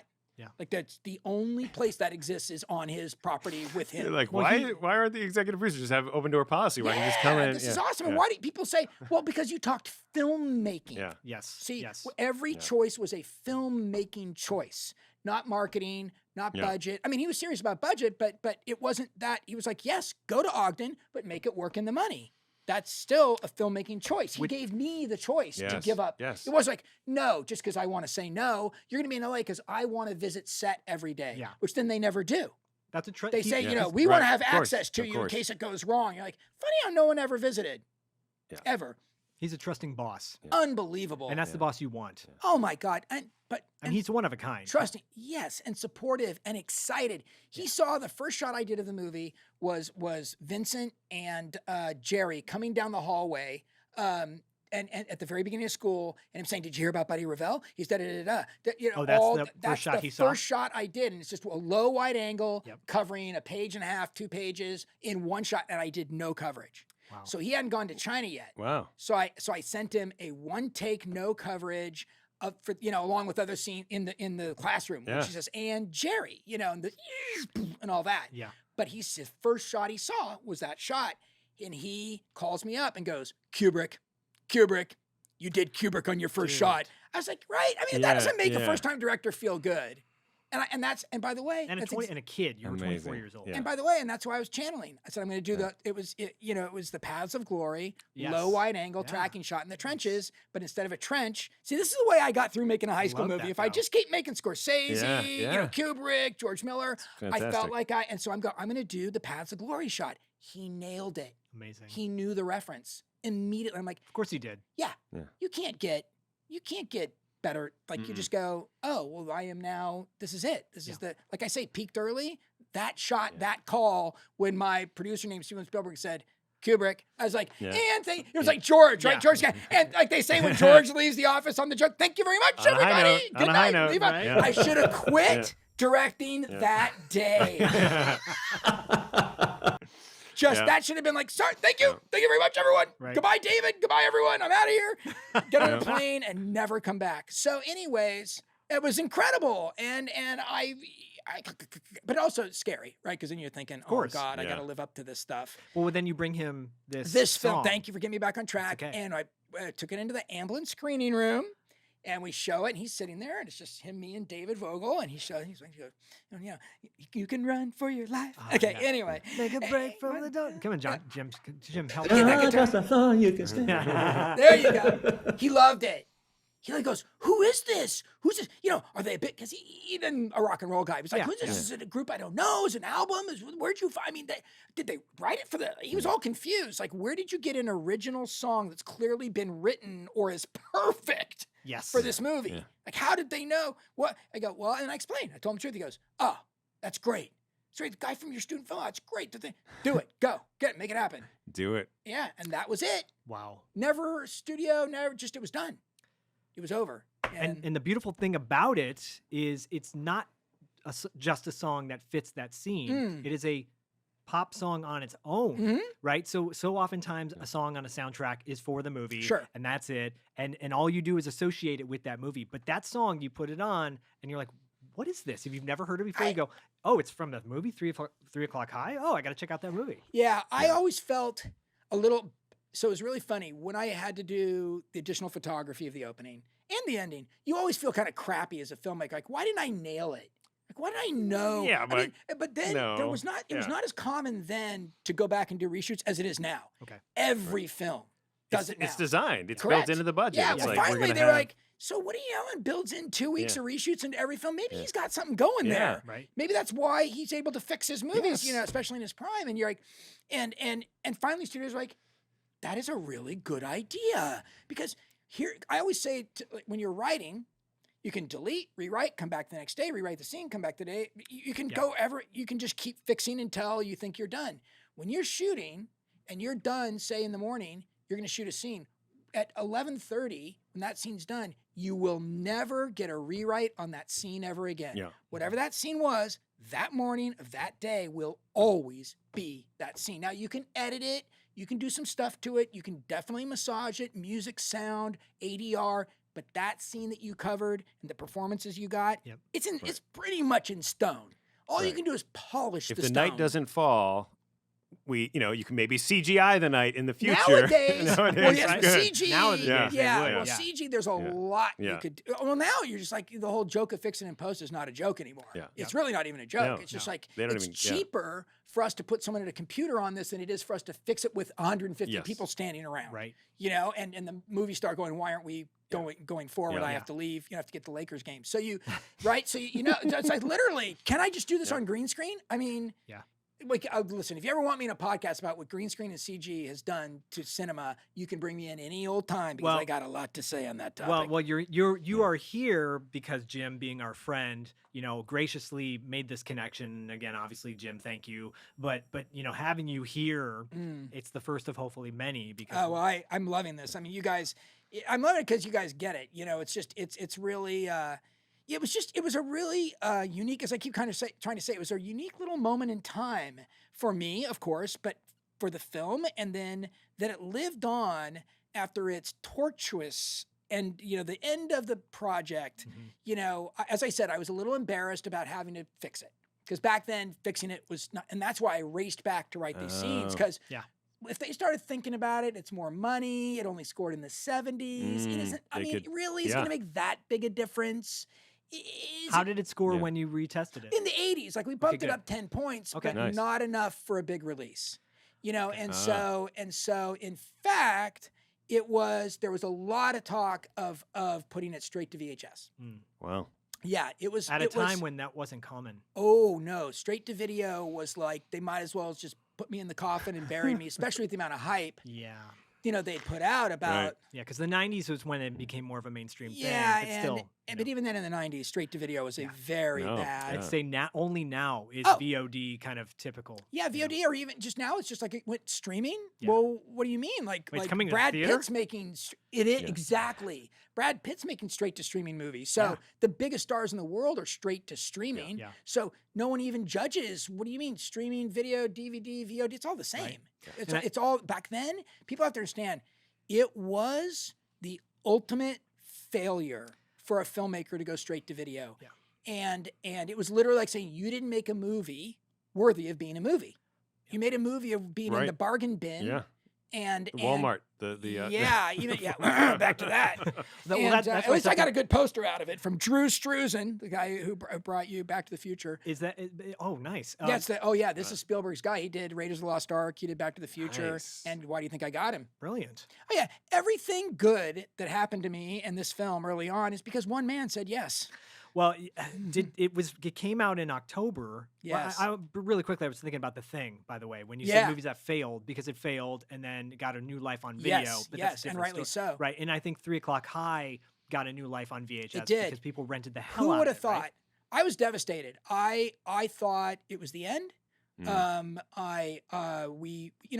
We bumped it up. I felt badly about that opening. I felt badly about having to bring the teacher back. Like, you think I should have thought of this stuff. Why didn't I? It's a failure. But in retrospect, and even at the time, once Jim wrote that song, I was so glad. And I knew it helped the movie. And it's his song that makes that opening. That's the truth of it. Because I don't think that opening is as... He doesn't get credited on the soundtrack. He will this time. I know. In the re-release. I know. I didn't mean to cut off your thought, but is there an announcement you want to make? They're doing a re-release of the soundtrack this fall. It's vinyl and CD and everything, and it's going to have liner notes. I wrote a little essay in it. Jim is featured heavily in that essay, and I tell the story of that we just told, and the same thing about Spielberg saying yes and the whole thing, and I was amazed, and I think they went back to Tangerine Dream and tried to dig out. There was a lot of alternate tracks we didn't use. Okay. And but they, they're gone now, and their archives were not. I mean, can you imagine? It was all digital so long ago, and they didn't have it like. Their library was not well organized in the sense that they were able to drag up. Did you, Jim? I know I tried joking with them. Did they ever take any alternate takes from you, or did that ever come together? I sent them, I think, 5 or 6 alt takes, and I think he said something about they didn't have the room on vinyl to put extra stuff because it's kind of wall to wall right now.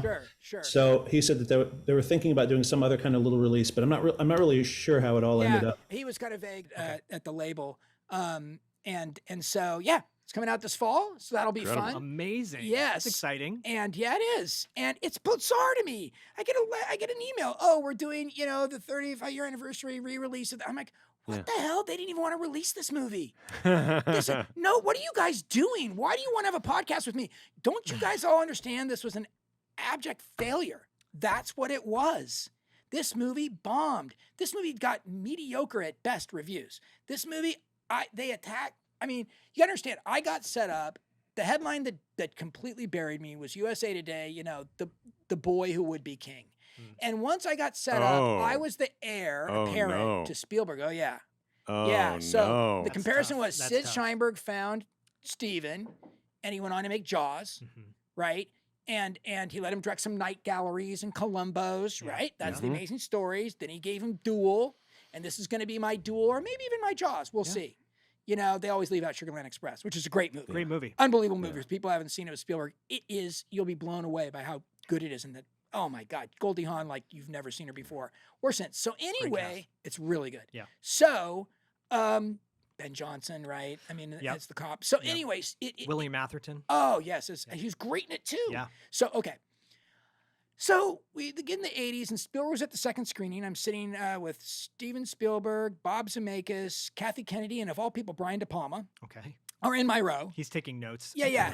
I'm like, what the hell? Oh my God. This is. I just want to throw up the whole time. Yeah, of course you do. The good news is, the laughter is through the roof. Like it seems. I'm like, oh my God, it worked. From that setup and Jim's song, set the tone. They know who everyone is. They love Jerry from the beginning. We're all good. In comes Buddy. We're settled into the film, and we're good to go.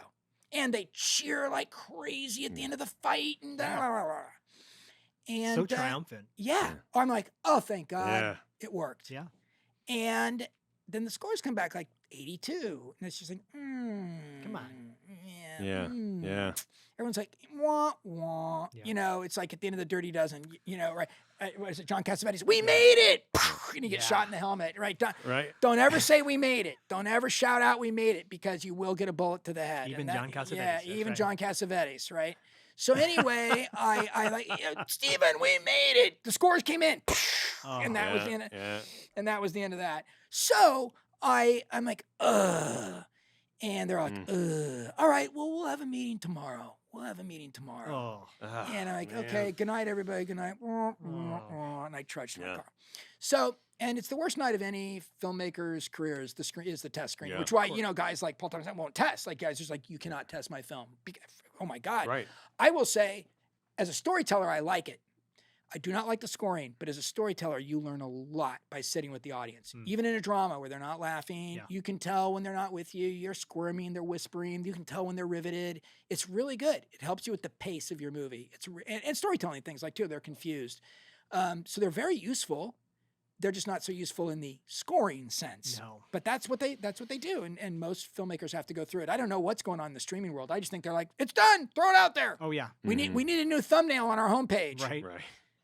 I don't What name think- we got? Here's Chris my Pratt? theory Sure. about this. Yeah, I don't think they're making movies or shows. They're making thumbnails. What they really wish is they could add thumbnails with people and not even have to pay for the Yeah, show. really. Is that the generation that's coming out now? you Yeah, think? just need to make Oy vey. thumbnails. You make thumbnails so that way new eyeballs click on it. Yeah. Who cares what's behind Yeah. the click? Right. Oh, I already got you if you're clicking. Yeah. So, So- this movie came out in October. Yeah. So what happened was, you know who it was? Who decided? So Steven said to me, you know, it might be, and you understand when I tell you this, he was looking out for me. He had already given me my next movie, Okay. which was called Ghost Dad.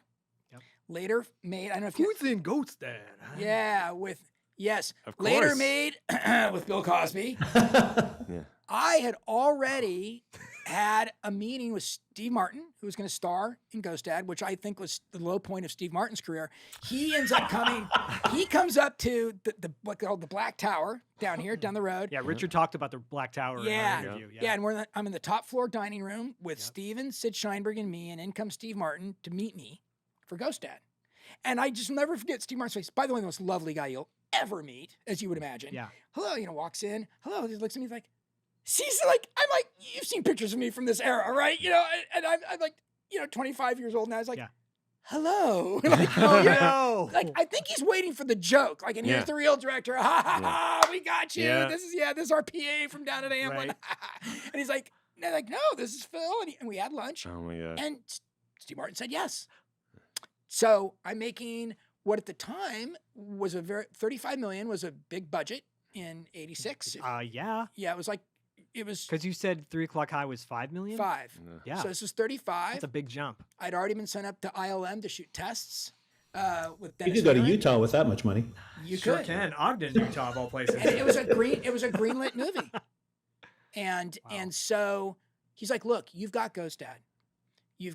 Let's have that be your first film that comes out. What if we just let this one go? I said, maybe, because I agree, VHS isn't so good. What if we do like Duel and we recut it for TV? Okay. We recut it as a TV movie. Okay. You know, and then we release it. You do Amazing Stories like I did. You do a TV movie like I did, Duel. Yeah. You know, which is kind of one guy in a truck. This Yep. is a kid and a bully. Yep. And you'll look great on TV, right? And then your first film, your very first movie will be Ghost Dad.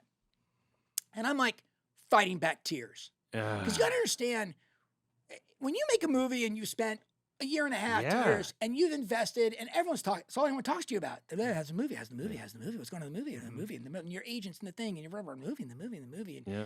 anyone, you know, you're doing press, or they're setting up all this stuff, and you're like, so I have to go back and tell everyone, and really it's like friends and family, that it's not a movie anymore. Right. It's a TV movie of the week now, or Yeah. Because his thing is the public won't care. Yeah. I go, and I'm like, but everyone else Yeah. in our little world, Yeah. they'll care. And he's like, no, like we've got Steven care. Like, no, Sid doesn't care. It's a Universal movie. Like, Yeah. we're good. Yeah. And I was like, oh, please. I said, well, can we talk to Sid? So we went up and had the conversation with Sid. And Sid could, and this is how amazing, and this is why Steven loved him so much. He looked at me, and I mean, I wasn't crying, but I wanted to. Yeah. I'm not gonna You had lie. a look in your eye, I'm sure. Oh, Yeah. and I was scared to death. I'm like, sure. This can't be real. This will go out, and then watch, Ghost Dad will die, and then I'll be like, it's easy to say, like, we haven't spent that much money yet, and and I'm like, this could, I just smelled disaster. Yeah. And Sid went, no, 800 theaters, October 9th. And Steven said, okay, that's it. You heard it from him. Wow. He goes, it's his money. Yeah. It's his money.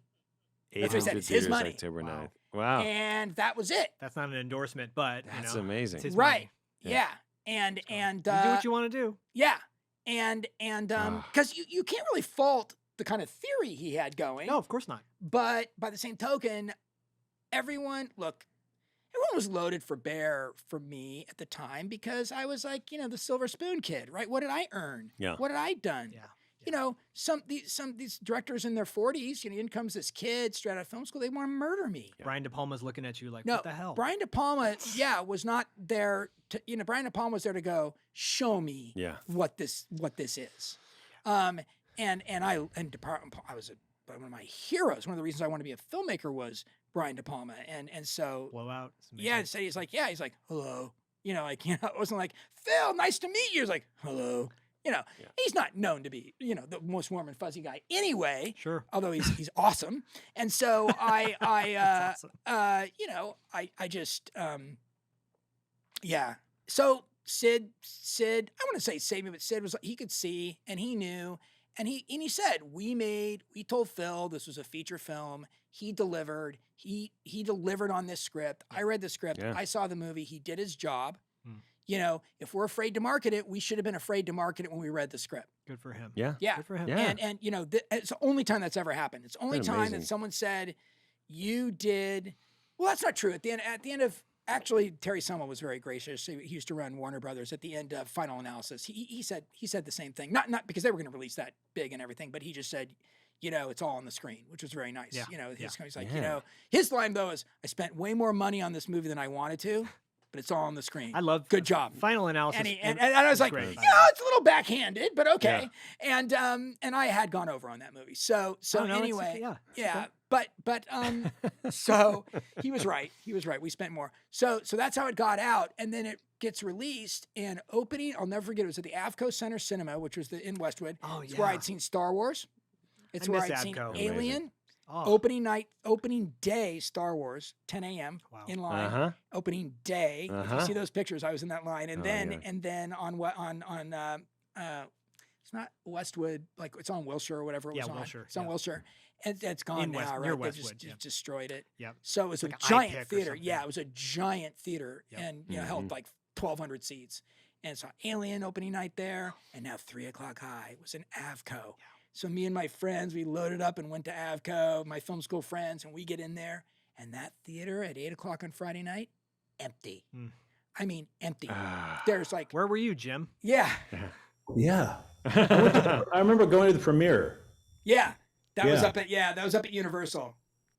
Yeah. Oh, And they did have a premiere. They did have a little premiere up at Universal, which was nice. And yeah, Sid came through. But when I sat in there and I was empty, it was like, and then I sat back and I went, okay, so they're right. It's a flop.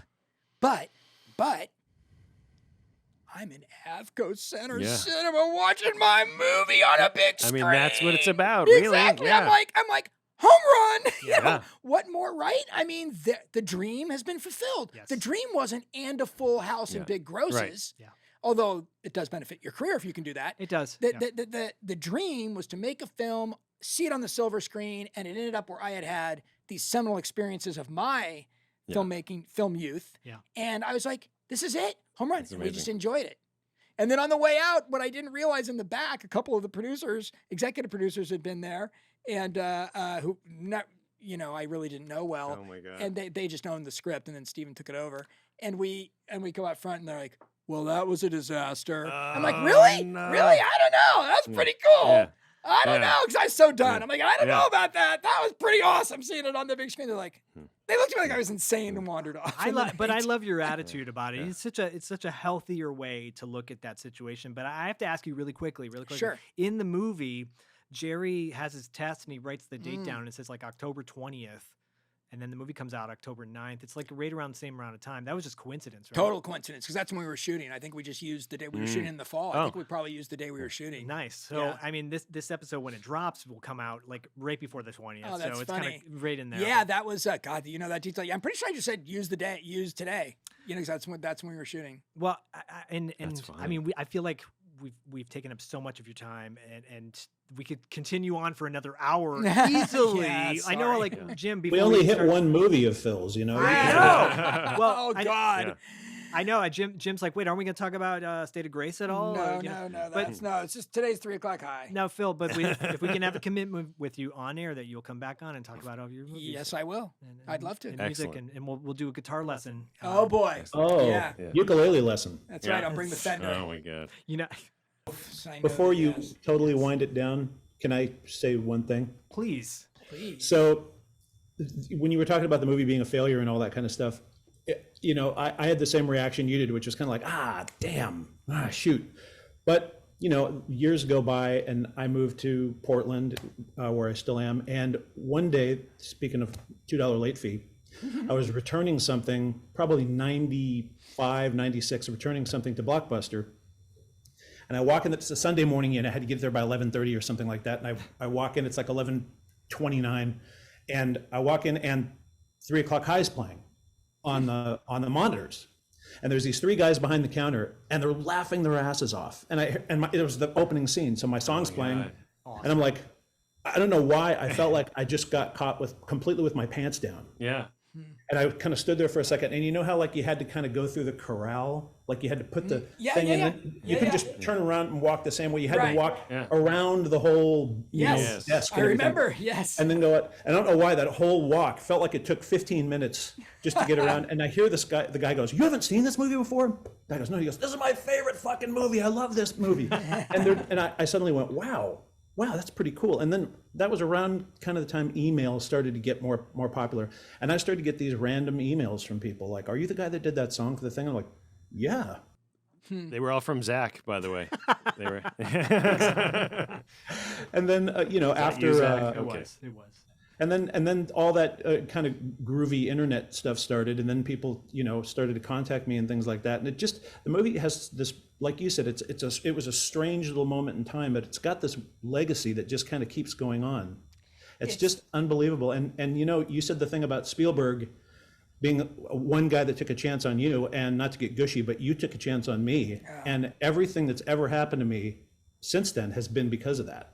Oh. No matter what, meeting Rick Marotta and doing music for TVs and TV and film and stuff like that, and then just the cred of having, you know, that. I always will appreciate you, Mr. Phil. Oh, well, I feel the same way, Jim. You know, that it's the movie, funnily enough, of all my work, even the U2 stuff. Yeah. It's the work people cite to me the most. It's crazy to me, because I will never forget sitting there in that office with Sid. See, to me, all I think is, should we even release it? Yeah. And that's my that was my peak Yeah. memory, and I lived with that for a decade of like, yeah, and they were right. It didn't click, and no one cared, and that's fine, because that's the way it works. Like, you know, it's a roll of dice for everyone, and every filmmaker's experienced this. Yeah. I'm not the only one, and you know, poor pitiful me, I had to be with Steven Spielberg, and it didn't work. I really feel bad about myself. It could have been Hal But Needham. Yeah, exactly. God. Oh my You God. know, and so needless to say, I did not direct Ghost Dad. That's a whole other story. Oh my God. But it's the film. Thank God you that didn't. that all worked out for the best, and Steven agreed with me. We agreed on that one, he and I, when we finally decided not to do it. But but yeah, you know, Jim, because it was personal, because I got to have a lot of influence over the story and put a lot of my own personal stuff in it. There's a lot of personal jokes from my own life that I put in, and because Jim got to be a part of it, and it was my, you know, it's always been the one. Yeah. It's weird. So it went from being the one I didn't want to talk about and the one I was embarrassed by by me, not by what anyone did other than me, to the one that is like the little kind of, shining star of the small group, The legacy the movie. small pocket of work I've done. And I couldn't be happier about that because it was also, frankly, the purest and kind of most A to Z, and probably because it was my first A to Z, and the people I was working with, kind of filmmaking experience. After that, the game encroaches. Yeah, the game really encroached, and it's very much a game, regardless what anyone says. It is a pretty behind, and even when you're making films, there's a lot of gamemanship that goes on that affects the outcome. Yeah, it just does in major ways, like in ways, so I had that learning curve ahead of me. The idea that I wrote it, think about this. I wrote those pages I told you about for Jim that ended up with Jim's song. Wrote that night, turned them the next morning. They said yes that day. I never had that experience again in the next 35 years that followed. But for it to be that experience the first time out the gate, come on. Oh, that's why I say it was so special. Yeah, in retrospect. Yeah. At the time, I was just You'll scared. never forget that. Frankly, at the time, I was just scared shitless. Of course. That it's all going down the toilet. Yeah. And they read it, and Steven read it, and said, like, that day. I mean, and we're like, let's do it. What a great solution, Phil. And I was like, oh, cool. And like within 3 weeks, we were filming. That never happened again. No. Never. Yeah. It was the committee and the process and the budget and then what the actors had to say and then what the marketing department had to say. And then, by the time, you were trying to please 10 different factions just to get to the fix. Totally. So anyway, and that led to Jim, and that led to this, and that led to, something that it's just a shocker, but a really pleasant one. Well, this is a perfect culmination to I'm looking at the monitor and I'm seeing Jim, I'm seeing you, I'm seeing Dustin and I. Here we this are. Wasn't even in the frame with this love. Oh, for crying out loud! After all this time, wasn't in the frame. Okay. No one knows what the podcast is. It says $2 late fee. It's just, my buddy made there, that. I can't. Yeah, it's cool. Yeah. There it is. $2. Let me get it in. Zach gave his buddy his big break making that sign, and it fell out. It wasn't even in frame, so we can't. Yeah, and well, there it is now. Sorry, Mark. Mark, it's well done. Yeah.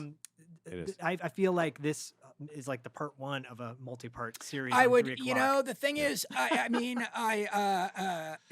look, it's really an honor for you guys to ask me. I cannot believe, that you know the date on that math page. Wow.